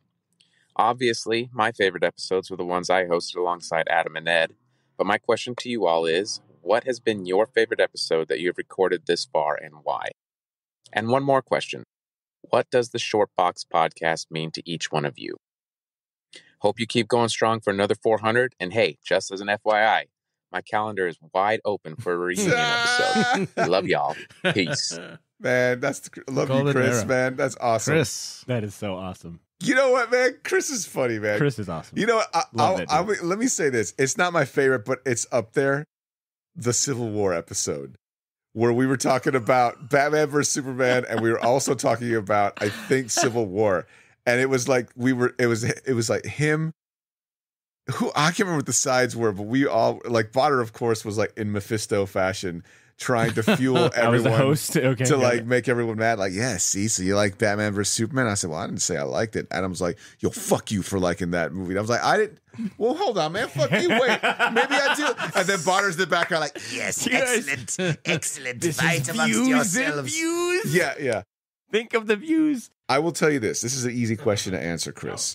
The episode that I like the most is the Christmas episode where, God, that was the first time we instated the Christmas. The first Christmas episode we did was kind of like fun. And then the next time we did it was sort of like this is like a tradition. We're all going to give each other gifts and we're all going to get fucked up. Yeah, the Christmas parties. And I think it was the second time your dad was on. And it was me. It was like this, or it was the second time I did the Doctor Strange, and Ed was the insufferable sort of, God, I got to put up with fucking drunk Doctor Strange. Yeah, played Wong. And he was Wong, yeah. Right? And we got fucking lit up, and it was so much fun, and it was a good time. I think that might be it. Any Christmas episode we do Those are really good. Oh man, I think my recent favorite, I always like the artist spotlights, but I think one of our best ones was the Bill Watterson one. Oh yeah, dude. Right there with you. I think that is like, everyone was, I think well prepared and on point with everything. And that was one of those are my favorite if I have to like classify them. But I think we really did a good job on that one. Yes. You had another awesome episode without Ashley. I like your choice. Well, if she was here, my answer may have been different, but she's not. So I'll say, as far as what the show means to me, refer back to what I said when it comes to just the level of how much it has impacted my life. I met my wife through the Short Box. And if I didn't meet her, I wouldn't have my kid, and I wouldn't have the life I have now, and all the happiness and unexpected joys that come with that. So, goddamn you, Badr, you get credit for that too. So, and it's been to tag along with that. I didn't meet anybody, so none of that happened. But man, almost fucking. I literally have stitches. Not everybody. I've got stitches in my side right now, and I almost fucking busted them. Like I was like, oh, oh. Shit, I haven't met nobody. But God damn it, Ed. I do. I do enjoy it as like I said, if even like when we're all together or we've figured out how to do it, via like Zoom. It's just a good creative outlet, and it's because it's like you guys are probably the only people that I know that are into this stuff. So it's like when you have the few friends you can talk to, not only talk to it, but share it, and then that it entertains people for whatever reason. At the niche level. Yeah, at the niche level. Yeah. And there's an audience for it, and we've achieved, I'm not saying we're the biggest, but I think for like a small town podcast, I think we've done pretty well, and a lot of that is a tribute to Badr, but it's been it's like another creative outlet that I otherwise would not have. So it's awesome because I'd be too lazy to do one on my own. So I appreciate that, Ed. I'm gonna keep mine short and sweet and say, thank God. Recent favorite episode. I think Ed hit something with the Bill Watterson episode. But I'll go one artist spotlight back, which I want to say Ashley was there for that one. It might have been the last artist spotlight episode that we for did. A change. Yeah, yeah. I want to say she was there for the Alreds episode. That was the Mike and Laura Alred episode, and that was a good one. And we even got a shout out from we them. Sure did. So that's awesome. You're welcome. You're welcome for shit talking, by the way, guys. Yeah, he's like, tell that guy that said I was a Mormon. Fuck you, buddy. Fuck you, buddy. Mike Alred, share the episode. I guess listen to it without any, push from us. That was like the day awesome. It dropped too. It wasn't like, that's impressive. Yeah, it was awesome. I got to say that was that. And Badr's like, yo, I'll be atting you. It don't matter. Yeah, none of that worked. And then I'll probably say another more recent one was number 375, the Short Box Holiday Special. It was the last time that we were all together as a family. We took that awesome family Christmas photo. I mean, just thinking back about it, it's like, Ashley, Ashley's busy now. Like you said in the beginning, she's a mom now. That was the last time we got to see her before she was like an official mom. Like Shiloh was still in her belly. Like, it was a great Christmas. She still made us drinks too. Yeah, she did. Yeah, she like did. Like a very irresponsible She mom. did not lose the bartender talent. Wonderful. Yeah. Wonderful. And as far as what Shortbox means, I mean, you guys have already said it in better ways than I could. I think Shortbox for me means family. I think about like the friends that are more like family to me. Vin Diesel over here. Yo, it's about family. Fucking Jason Mimosa over here. Yeah, you got me on that one. I did sound kind of corny saying that. You know what it's about, family. I am Groot. I need to stand on this box next to the rock so I look taller. Chris, thank you. All right, Ed, give me take a number. Let's do 1. This is an interesting pairing because this comes from another voice we have not heard from. It's got to be Adam. Adam Waller. I knew it. Shortbox, congratulations, 400 episodes. That's absolutely crazy. Badr, Cesar, Ed, Ashley, you all are amazing. I love you all. And it's just awesome. Here's the 400 more. Talk to you guys soon. Man, that's Adam for you, though. Short, sweet, but goddamn impactful. He's like, is that good? Is that good enough for you? Is that good enough? Please don't make me show my feelings any more than I have to. I'm German. Please don't make me do it. That was good. That's Good awesome. pick. Love you too, man. Thanks, Adam. I'll go ahead and share this. Adam has expressed interest in coming back on. He's like, Really? yo, my calendar's open. I'd love to, maybe sit in on a couple episodes. Okay. So we'll see if we can make that happen. You know what? At this point, we could probably just play these down because the numbers are all kind of scattered. Oh, can we? All right, pick a goddamn number. Oh, I don't know. 6? That was actually pretty good. All right, we haven't played 6 yet. All right. 6 comes from yet another longtime supporter of the show. I got the fucking touch, man. And our, I would say this person is among our Patreon flag-bearing, just supporters. It's got to be Nick. David Morales. Oh, David Morales. I'm glad I picked him. Come on. Here we go. Yo, Spider Gooch and his short box cronies. Congratulations on episode 400. Thanks for all the content and laughs over the years. If I could, I wish I could encapsulate my favorite episodes into paperback form. That way I could put them on display at home with the rest of the greats that I have. My question to y'all is, what is your first conscious exposure to comic books? And if this has already been asked, what is your hack or advice for getting over a creative rut? I'd also like to shout out and champion you guys as my champion for this week to potential sponsors. Looking at you, Genies and Habe Mame. Oh my God. I'm not sure what that last part I think was. those were words. I'm just not sure what they meant in context. I think David had a stroke. So if you are smelling burning toast, David, if you hear this, call me. Do you smell burning toast, David? Buddy, we're concerned. And whoever this Habe Mami is, my boy Ed is out here, single. Habe Mami. Yeah. Okay, so 2 questions. I'll let you guys pick which one. He said, actually, I forgot what his questions were. Fucking forgot the questions. Getting over a creative hump and first conscious exposure to comics. I already, no.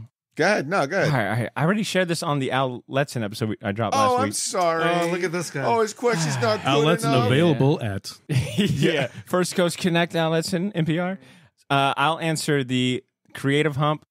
Sometimes I think you just got to take a step back and just go do regular life shit, until you're ready to come back to fresh eyes and you've lived a little. And sometimes those life experiences will push you past that creative hump because now you could tackle it in a different opinion. At least for me, when I'm tired of the podcast, I just go live life and then come back, and I'm like, okay, I feel a little more energized. I'm not so stressed out because I think sometimes you hone in so deep. Or I'm sorry, hone in so deep. Wow. What are we talking about? You know what? I'm not talking about Keep going. creative. You got a shovel. Keep going. I think sometimes you could be in the process, zoomed in so much you can't see the forest for the trees, and you just got to pull back and just go live a little. These are the most cliche ass answers I've ever heard in my. But they work though. They work though. Wow. All right, see, let me hear your. What was your first first conscious exposure to comics? My dad, he gave me some. daddy. He gave me some Spider-Man comics. That's actually touching. I mean, I'm sure he might know that, right? If he's been listening this long. All right, for David, but that's I'll good. No. I'm not saying add more to it. I'm just saying that's cool. I don't want you talking more. God damn it. No, see, take it away. All right. My first conscious exposure to comics was in the newspapers. So newspaper comic strips were my first conscious exposure.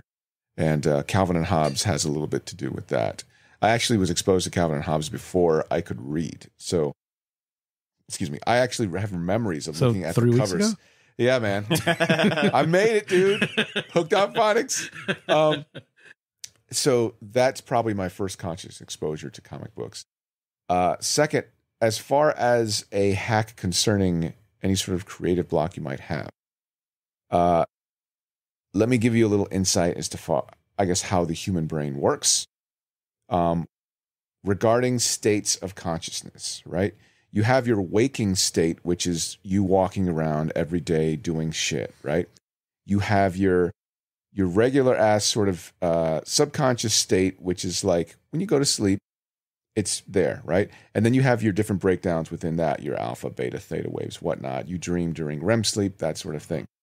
Your third level of consciousness, which is all this is measurable, is below that. And that is where most of your stress sort of gets built up, right? So I'm going somewhere with this, David. If you ever feel like you have a writer's block or an artist's block of any kind, take a breath, relax, do the best you can to try and just maybe concentrate on some breathing exercises, because all that block really is stress being relieved, right?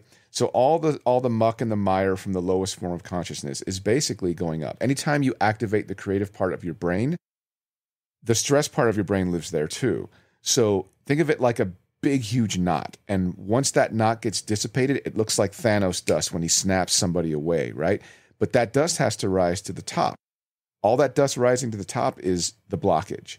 So don't be afraid when the blockage happens. Give it time. Give yourself time. It will dissipate and you will be able to create once more. Just don't wait forever. Just relax. The biggest thing you can do is just don't panic and you'll get past it. So that's it. I thought you were giving advice on CPR for a minute, but wow. I mean, Ed, you got to follow up with that. What you got, Ed? See, there's 3 planes of existence. There's the waking plane. That's it. And the Bing, bing. Where's my sitar? My first exposure, I think I've told this, it's basically stores back then would have like, quarter boxes and nickel boxes so and dime cool. boxes. Yeah.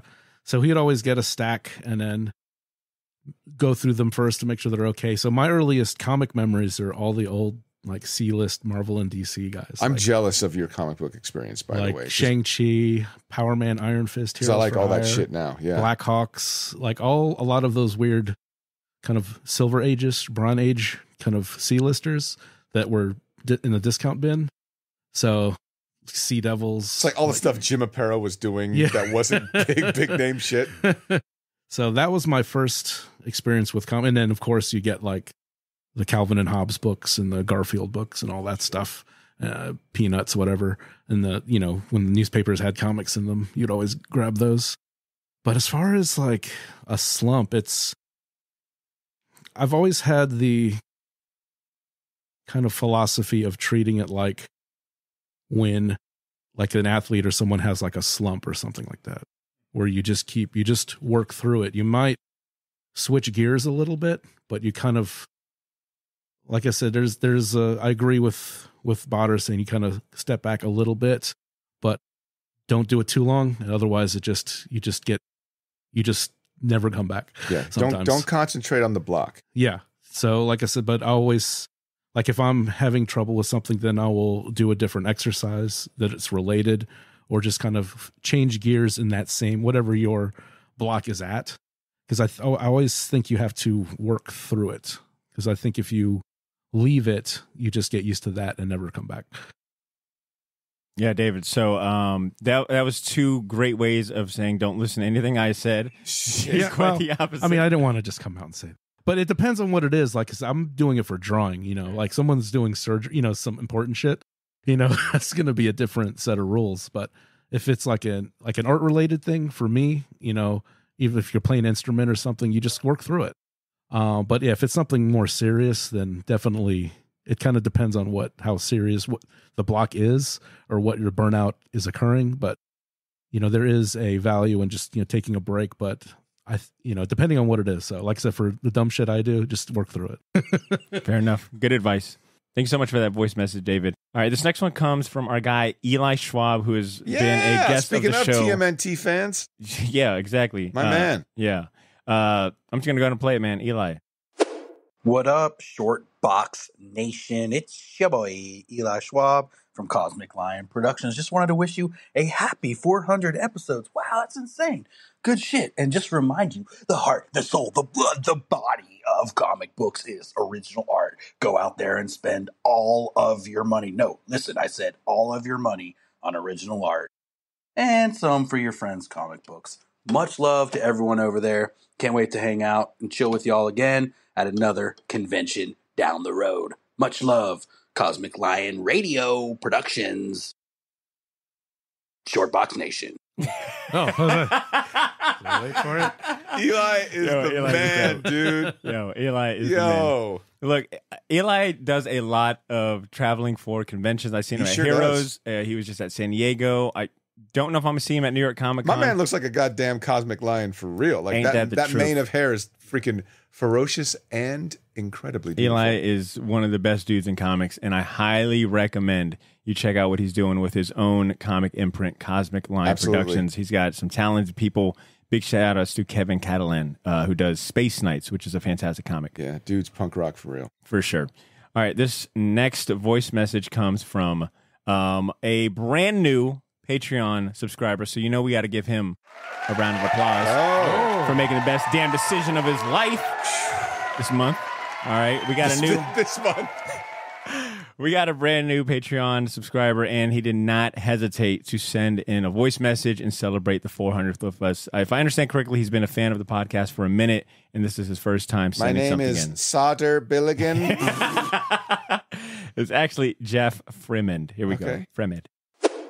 Yo, Short Box Podcast. This is Jeff at ItsGeekToMe. If you're on TikTok, go follow me. Check it out. Sorry for the shameless plug. Wanted to wish all of you a happy 400th episode. I'm going to be 52 this November, and I am a gigantic geek.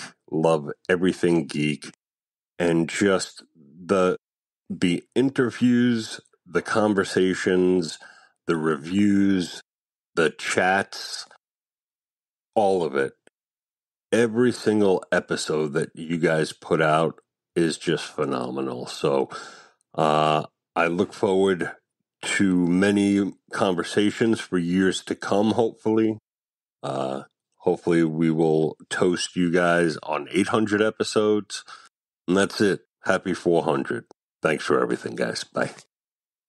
Damn, Jeff, we have been talking thanks, shit Jeff. behind the scenes for every voicemail we played.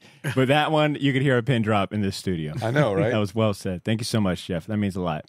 And welcome to the Patreon, by the way. All right, brother. Yeah. Thank you so much for your support. Speaking of Patreon subscribers and, our number one flag bearing Shortbox Nation representatives and supporters, this next one comes from my guy, Mac Jacobson, a.k.a. Flursley. Yo, Shortbox Nation. It's your boy Mac here. Just wanted to say congratulations on the 400 episodes. That is absolutely insane to think you guys are at 400 episodes. What an accomplishment. What an accomplishment, and what an even better podcast. Just congratulations. I cannot be more proud of you guys. I do have one quick question for you all, though. Because it is the 400th episode of the podcast, what is the first comic book that each of you remember reading? I think that would be really fun to hear about, especially on this momentous 400 episodes. So yeah, hope you all have an amazing podcast, and keep it Shortbox, fam.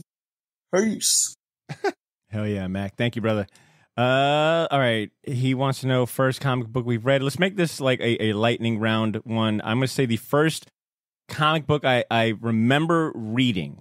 All right. This is one of two, but the first one is Fantastic Four, number 167. It's got Hulk and Thing back to back on this giant Ferris wheel fighting the rest of the Fantastic Four. It was a 2-issue story. Little did I know that one of the first comics I would ever read would be a George Perez interior drawn comic book, and apparently the cover is drawn by Jack Kirby and Joe Sinnott. I did not know that until right now, but it's written by Roy Thomas, and the story is like Hulk somehow convinces Thing to team up with them. Thing's not in his right mind, and he fights the Fantastic Four in across 2 issues. It's a lot of fun. It's definitely retro Marvel, but it's like one of the first books my dad handed to me to try to get me into comics. It did not work. It was later on that a Spider-Man issue would actually do that. C, what about you? It was an Alf comic. Yeah. Ha! I kill me. Hey, Willie. Yeah, Alf. If you guys remember that fucking show, you're Alien old Lifeform. as Oh my fuck. God. If you remember Alf, you have bad knees and probably bad cholesterol. Yeah. Alf, number 13. It was a Marvel comic, believe it or not. It was I was a wee lad. Make mine Marvel. All right, Ed, what about you? I'm not 100% sure, but it is definitely Hands of Shang-Chi, Master of Kung Fu, probably number 33. I remember having a bunch of those randomly. So I know it was one of those. It was probably the first one that I, like, I'm going to say actually read, not just looked at the pictures. Like, read the words. But that's probably, it's in that. I can't remember because, like I said, I would get them in like little stacks. So I can't quite remember. He's either that or might be like that Transformers one that came out. Ooh. With the Bill Sienkiewicz cover. Yeah. Ooh. The one that he never saw Optimus Prime in his life and just painted something. So cool. But it's still cool. Yeah, it's still cool. Yeah. And Mac, the comic that did get me was Spider-Man 72 because it had Ben Reilly Spider-Man on the cover swinging away from a Sentinel. It was like an Onslaught crossover, and Onslaught like. Yo, stop lying, bro. No, I'm telling you. You know your first comic was like something lame. You know, it was like something Fantastic like Four 167. I already told you. All right, moving on. Okay. This next voicemail actually caught me by surprise just because I didn't quite catch the name at first. Speaking of Robert former Downey Jr. Rob Liefeld actually called back. Oh, hell yeah. This is actually from a long time guest that we had on the show, like way back. If you remember episode 242, for all our true OG Shortbox fans, it was the last music episode we did. I invited a young up-and-coming rapper by the name of TheBlackToilet on the show. Oh, that guy's hilarious. Yeah, he's awesome. He's funny. He's talented as fuck. And he actually sent something in, which I can't wait to play it. Here we go. I just want to say shout out to the Shortbox for blessing me with the opportunity to be on a podcast for the first time in my life. And thank you for that. Congratulations on 400 episodes. That's huge. That's a huge accomplishment for the Jacksonville scene and everybody alike. So I just want to say keep pushing, keep grinding, and we appreciate all that you do for us. Congratulations. Man, I got teary-eyed when I put two and two together. It's pretty cool. Yeah. Big shout-outs to Black Toilet, a.k.a. Malik. Thanks, man. That was an awesome episode. And it was like one of the last music episodes that we did before we shifted full-on into just comic talk. So hopefully you're doing well, man. Okay, speaking of short box OGs. This is your life. I guess you could say that, right? Short box has played a big part. But speaking of short box OGs, this next voicemail. Come on, man. Is it Walt? No, not yet. Not yet. Oh, I know. I kind of ruined the surprise there, Right, but okay. It comes from our guy, one of the biggest supporters of ours. One of the first. I mean, he holds a lot of firsts to his name when it comes to short box history. And First that's our patron? guy, Nick Wagner. I knew it was Nick.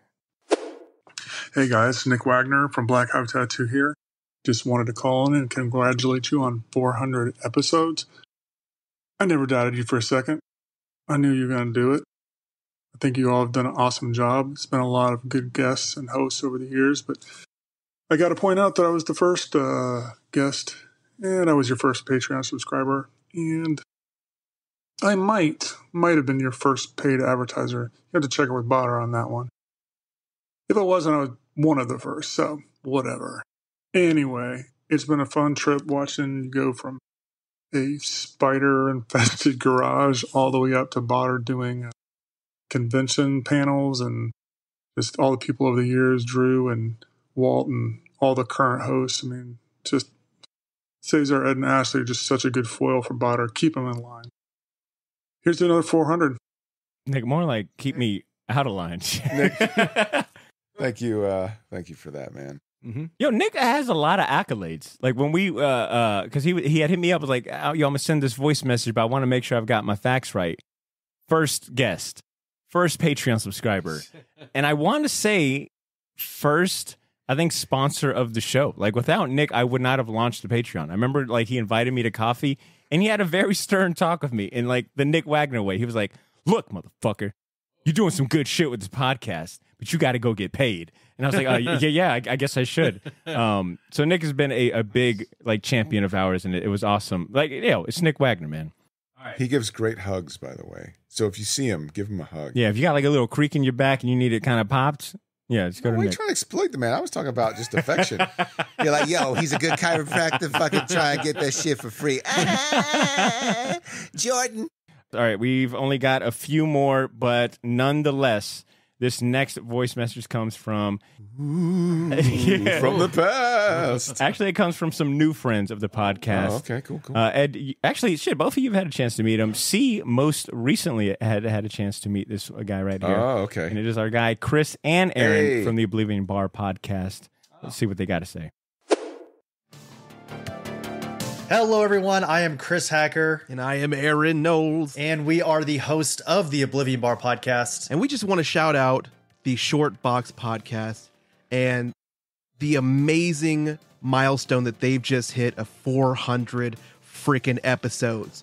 From the Oblivion Bar podcast to you guys, it is amazing to be in the same space as you, and we appreciate what you do for the podcasting community, the nerd community, and we're just glad to be here with you. That's right. Yes, huge congratulations to, most importantly, maybe our good friend Badr, but also Cesar, who I was recently just on MCU Trivia with, Ashley and Drew. Congratulations to all four of you guys. 400 episodes, such a huge milestone. We can't wait to get there ourselves. We're not even up to 200 yet, so you guys have far lapsed us by a ton. But we have one question for you before we let you continue to celebrate this 400th episode.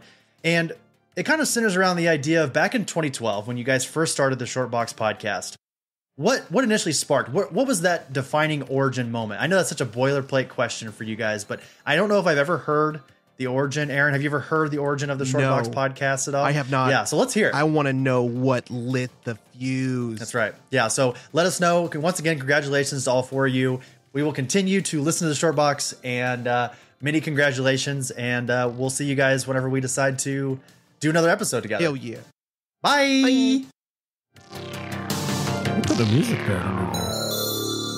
It's pretty. I would expect nothing less. Wow. From some professional podcasters like Chris and Aaron. Such a good question, guys. The origin of the Short Box. I've got this one. Don't make me fucking back do it. when it's such a good question. Back when Drew and Badr were stealing trade paperbacks from Books A Million. I told you never to say that on the show. I told you that is a secret. Badr trusted me with your life. Badr used to come up to me and was like, "Yo, see, you're into the Nerdist and Short Box and podcasts and all that shit." And I was like, "Yeah, I am." And he said, here we go. And he was like, I was kind of toying the idea of doing it. And I was like, you should probably do it. And he did it. And it's all my fault. So you're welcome, everyone. He's like now 45%. Now Walt would probably try and be like, nah. Walt would call you out your ever-loving mind. He would try. But, that's kind of how it started, man. Interesting. Such a humble man. I am. Such a humble I man. wasn't stealing trade paperbacks from Books A Wow. Million. I told you. We were just swapping the stickers. Dude, that shit was so funny. You really were. And I was like, I was so. What Steve hasn't told you is that he tried it a few times himself. No, I couldn't. I didn't have the stickers. Or the cojones, too. You guys. All right. If I may take this seriously, there's a little bit of truth to Cesar's There's comments. a lot of bit of truth. Walt was doing a podcast, a comedy podcast. Greg Hopkins from Boom Studios at the time was like doing a comic podcast out of a comic shop that he was like running as well. I remember that. He invited me and Drew on. We had a Me too. blast. It was the first. No, you weren't there. It was just me and Drew. Oh, I've been on that one. though, is what I'm But you saying. weren't there for us on that one. Oh, excuse you. Dude, Right. I'm telling you the Right. story. Hey, you gotta man. tell me the story. Hey, it's gotta be Yo, Badr's Ed, you way, see guys. this? It's gotta be Badr. No. Hey, don't. I was there too, man. Badr, I'm so sorry. Badr, I'm so sorry. I was there. Don't hit me. Greg hit me. invites me and It's Drew Ike on and this Tina. podcast. It's Ike and Tina. We have a good time. And I remember telling Drew, I was like, yo, we should try to do one. And he was like, we should call C and see like if he gives us any tips how to do it. And I said, stop stealing from Books A Million. See, it was too cool to hang out with us, all right? There was a point in time. That makes sense. There was a point in time. My marriage was failing, okay? That was the real reason. Like I said, you were too cool to hang out with My us. first marriage. Look, he had a lot going on. I remember calling C and like trying to ask for pointers, and he was like, yeah, man, like He's like, don't get married. That's my advice. I forgot what advice he gave. I gave you the Jack Kirby advice. Comics will break your heart, kid. Something like that. And then all credit goes to Walt because at that point, the crew that he was doing the podcast with, the main host, Scott, who had the barn, who had the equipment, was like, yo, I want to build a network. Walt if you want to come up with a podcast and do it on your own, feel free to. I mean, if all credit means they gave you rent space but not ideas, that's fine. All credit, sure. We came up with the idea. I'm agreeing with you. I just said that. We came up with the idea. Son of a bitch, bro. Walt ends up going to the comic shop that me and Drew were working at. I did not know this. Universal C was Superheroes. the one all along. Thank you, Ed. Thank you, Ed. But long story short, Walt pitched the idea to me and Drew. He was like, yo, let's do a comic podcast. We're already in this comic shop for hours talking comics. Let's get behind the mics. Let's see what we can do. And we recorded the first episode, and I'll never forget Scott showing us how to set things up. And he was like, have y'all even thought of a name for your podcast? And everyone, like, I got this, the short box. Everybody likes it. We're doing it. Kind of something like that, all right? Something like that. I think everyone looked around, and I want to say it was either Walt or me. One of us was like, I think it was Walt. Walt was like, the short box. And we were like, all right, let's run with it for now. That was Walt's idea? It was either me and him said. Clearly. The short box. It's clearly not an idea, man. Clearly. It's real, like Bob Kane, Bill Finger. You know what I mean? I feel like Bill Finger a little bit. No, Bill Finger. That's fine. C was too cool. It's fine. It took until episode, I think, 4 before we could finally get C on. You guys said and then you know what happened? Look. C disappeared for 25 years. 25 years? Like, C just disappeared. He came on one episode and we were like, oh, wow, I think we found He went to the store to get cigarettes, never came back. And left. I was producing scarcity for the market. Chris, you can hear the full story when we finally drop this documentary. You know what I mean? In 20 years. Right? When we drop the documentary. We can make a documentary about the documentary. All will be revealed.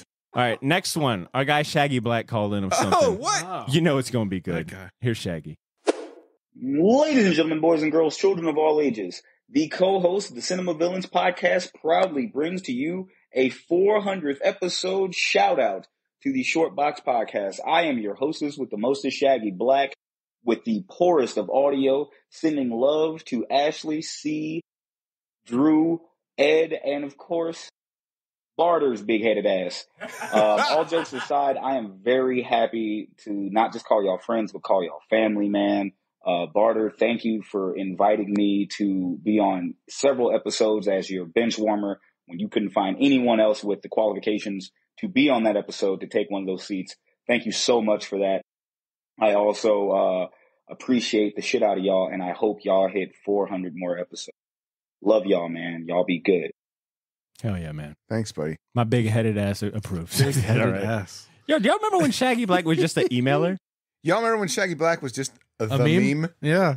Yeah, but now he runs a successful podcast called The Cinema Villains. So yeah, he's I doing like good. how he threw that in there. That was funny. Yo, as any good podcaster should. Let's buy a new microphone. That's it. Yeah, come on, Shaggy. Step your game up. Be like Chris, all right? Where's the music bed? You Where's know, the we outro? want the synth wave. Yeah, we come want on. all that shit. Yeah, that's effort. All right, speaking of fellow podcasters and friends of the show, this next message comes from our guy, Kory Torgeson. Torgeson. Oh, Kory. Yo! Short box hosts. Cesar, Nihongo no Benkyou do. Ashley, how's that little one? Edmund, thanks for keeping my Instagram feed down with the thickness. Badr. Congrats on reaching 400. I swear 300 was just yesterday. By now, my general love for you as individuals and enjoyment of the podcast is known enough, so let's touch on one specific point that has recently dawned on me. When a podcast is short a host or two, or maybe rushed for time, or has any normal life event that runs interference, it's common for that upcoming episode to miss a bit of that muchness that listeners love. But with Shortbox, it's humorously different. You get amazing creators and people who change the fabric of comic history with nonchalance. Ashley, Cesar, and Ed are out? Well, I guess I'll see what Jeremy Holt is doing. Gotta attend a convention this weekend, guys. Sorry, I'll just post an interview with Jonathan Hickman and Scotty Young. Really not feeling it this week, y'all. I'll just see what Bill Morrison's up to. Your low bar is much higher than anyone else I've listened to. Your worst content, and I use that very loosely, is just people talking passionately about something they love. Beyond that, you quite literally bring the stars closer to the layman and make comics as a genre feel like something real and tangible, not just a book in your hand. You have a ton more submissions, so just keep up the good work. Kory T, signing out from Tampa. Damn. Oh, man. Come on. That is best radio It's voice. really good, was man. awesome. Damn it, Kory. That's fucking, that shit's Man. Yo, big shout outs to Kory, man. Huge shout Thanks, out. man. Thanks, dude. The World is My Burrito, by the way, is the name of Kory's TWIMB. podcast. For anyone that enjoys that amazing radio voice. Kory's got a hell of a voice for a podcast. Speaking of first-time callers, long-time supporters, our guy T-Mix sent in a fucking voice message. Oh, shit. I sound like Oprah just sent in a voice message. You get a message. You get a message. All right, here's T-Mix. Yo, what up, Shortbox? Tu amigo aquí, here, Team Mix. Just calling in. Wanted to say felicidades, 400. That's amazing. 400 episodes. Congratulations. I'm excited to listen to this episode. I'm excited to hear the family back together. I'm looking forward to seeing what you guys do next. Hasta la próxima, mis amigos. Damn, it was so cool to actually hear that instead of have to read that. He said mis amigos, which is a good sign because normally it'll be like pendejo or some shit. Hasta la próxima. Cabrones. Putas. It's really cool to hear like someone like a T-Mix who emails like every week, like Mac Jacobson who emails, Right. and supports. Right. Like to hear their voices is awesome. It's kind of like a reverse effect, right? Like these guys have heard our voices every week for years. Right. And this is our first time. First time hearing them, and it's grotesque. Pretty cool. Man, that was cool, though. That was cool. But here is the second to last voice message, and it comes from our guy, Warren Evans, a.k.a. Bard of Darkness, who also emailed in his voice message. Is he a speak pipe guy, too? No, Warren wanted okay. to go ahead and Okay. add some flair to it, much like Chris and Aaron. And Well, that's Kory. good. Yo, everybody, it's your boy Warren, a.k.a. Bard of Darkness, a.k.a. the host of Simpsons is Greater Than, a wonderful podcast that you should listen to when you're done with this. But in all seriousness, I am ringing in today to send some love to the crew over at Shortbox and to tell you all a little story. So if it wasn't for Badr and Cesar asking me some time ago if I would come on the Shortbox to talk about my collection, I'm not sure I would have a podcast anyway. I don't know if I would have even thought to myself, maybe I can also do a podcast. And also, I know I wouldn't have had the help that I've had from Badr when it comes to just all the little things, setting up a Buzzsprout, doing all the things that, are a little intimidating when you don't have that community directly surrounding you. So the Shortbox is not only great for the city of Jacksonville, but it's helped a lot of people see the upside of doing a podcast. So I think you all deserve a little bit of an extra pat on the back.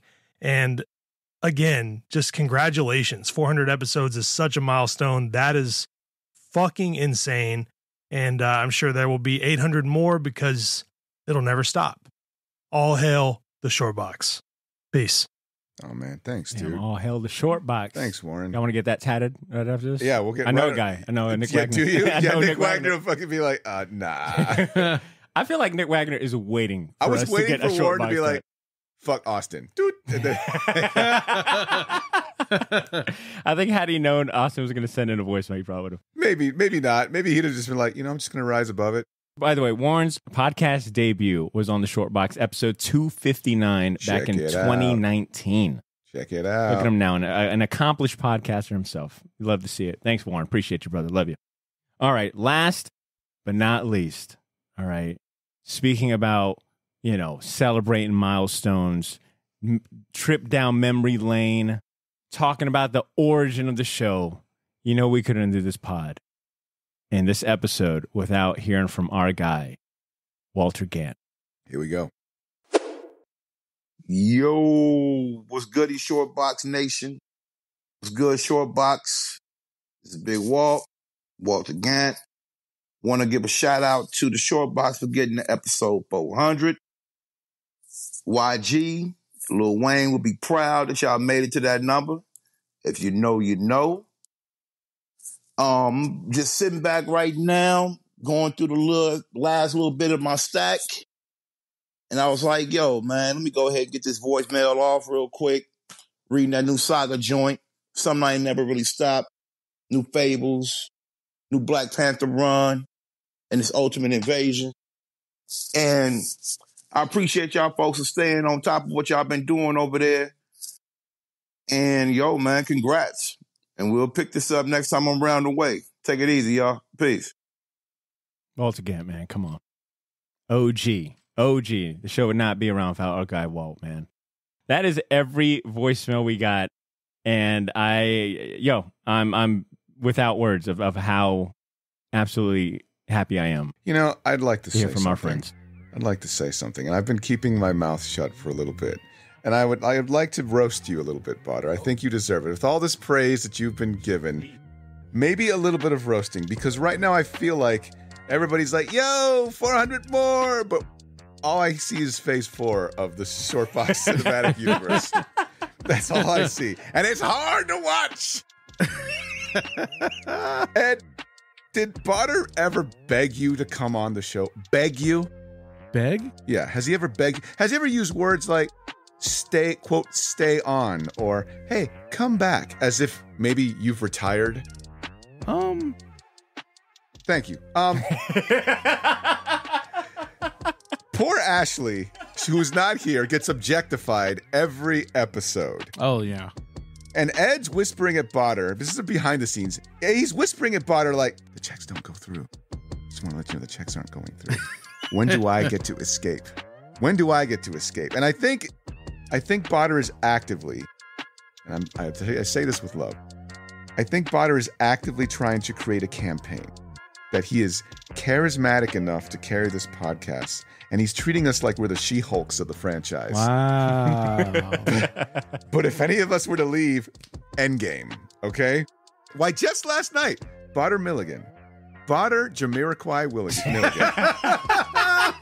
Jamiroquai. Badr Jamiroquai Milligan. I told you never say my last name, middle name on the show. begged me to come on the show. He begged me. This couldn't be more true. This is 100% true. Do you know why? Here's the reason. Because for a while, those of you who have been listening, at its height, the Shortbox podcast had a slogan for our patrons. It is Make Mine Shortbox. Powerful, concise, accurate. Now Badr's on the street selling watches in his Jordans, saying, why not Shortbox? Why not Shortbox? And speaking of patron, Badr is really good at funneling our funds right back into the show. Well, why every month, our faithful friends, your money goes right into Badr's Invisalign braces.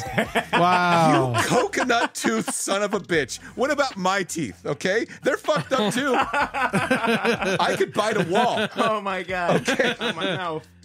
My Invisalign. How can you fucking smile at me like that? Go ahead and show off all that support. Go ahead, you cheesy son of a bitch. Why don't you take another picture on Instagram? You got the personality of a dead moth. But seriously, that was enough roasting. I just wanted to. I told Badr I was going to do that ahead of time. Damn, that was good. Because I knew. I didn't think you had it written out. No, because Jeez, I knew a lot of this stuff was going to be very, as it should be. I'm all kidding aside, as it should be. Badr, without you, it wouldn't happen, and it's true. And I want to say from the bottom of my heart, and I know I speak for Ashley, no, she's here, and I know Ed probably feels the same way. Thanks, man. Thanks for being a good friend. Thanks for being a good host. Thanks for orchestrating an environment and a culture where we can all essentially be ourselves and be the best version of ourselves for each other. And not just everybody in this room, everybody who's heard the show, because as we say, anybody that listens to the Shortbox or even comes to any of our live events, you're not just a part of the Shortbox Nation, but you're part of the Shortbox family. And that's a legitimate thing that you have helped create. So from the bottom of my heart, thank you. I love you, man. And I wanted to rib you a little bit before I said any of the things I said just now. So. You're gonna do that to me? I'm gonna let you finish. No, that was fucking beautiful. I needed to break the tension. That was fucking beautiful. I did not expect that ending. Much like the Marvel Universe, you cannot handle dramatic moments. You will undercut them with a joke. That's fine. I still love you. Yeah, I still learned it from James Gunn. Love you, baby. Shout out to my boy Joss Whedon treating women like shit. That was good. Man, that means a lot to see coming from you. Thank you. Seriously, that was fucking beautiful. Thank you. All right, Ed, now speak highly of me, good sir. I'm kidding. I did it already. I'm kidding. Do it again. All right, look, listeners. He's all right, I guess. This has been one of the funnest episodes we've done in a while. The only thing I wish we could have done differently had Ashley here with us. Like that is probably the only thing I'll say about this one. It's a shame the way she died. Man, that cat was really bad. Big. Guys, wait, did Ashley get scratched by Stacy X or something? ladies and gentlemen, toxoplasmosis is not a joke. Get yourself checked. It'll be a closed casket funeral. Oh, what? Too far. Oh, sorry. That's too far. I know. Butter's like, what I said was cool. What I said was cool. And too far. Yo, to all of our listeners out there that have stuck with this whole episode, we thank you. You deserve a medal. You guys deserve a round of applause. But seriously, 400 episodes. Couldn't have done it without our listeners, our supporters, our friends, our guests. Until next week, I've already got a few interviews lined up. One that I will not say, but just know. Stay tuned. God. Stay tuned. It's been a long time in the making, and it's going to be awesome. We got some shit lined up for you guys, all right? Real shit lined up for you guys. See how context makes that sound not so good. All right, we done. Peace, y'all.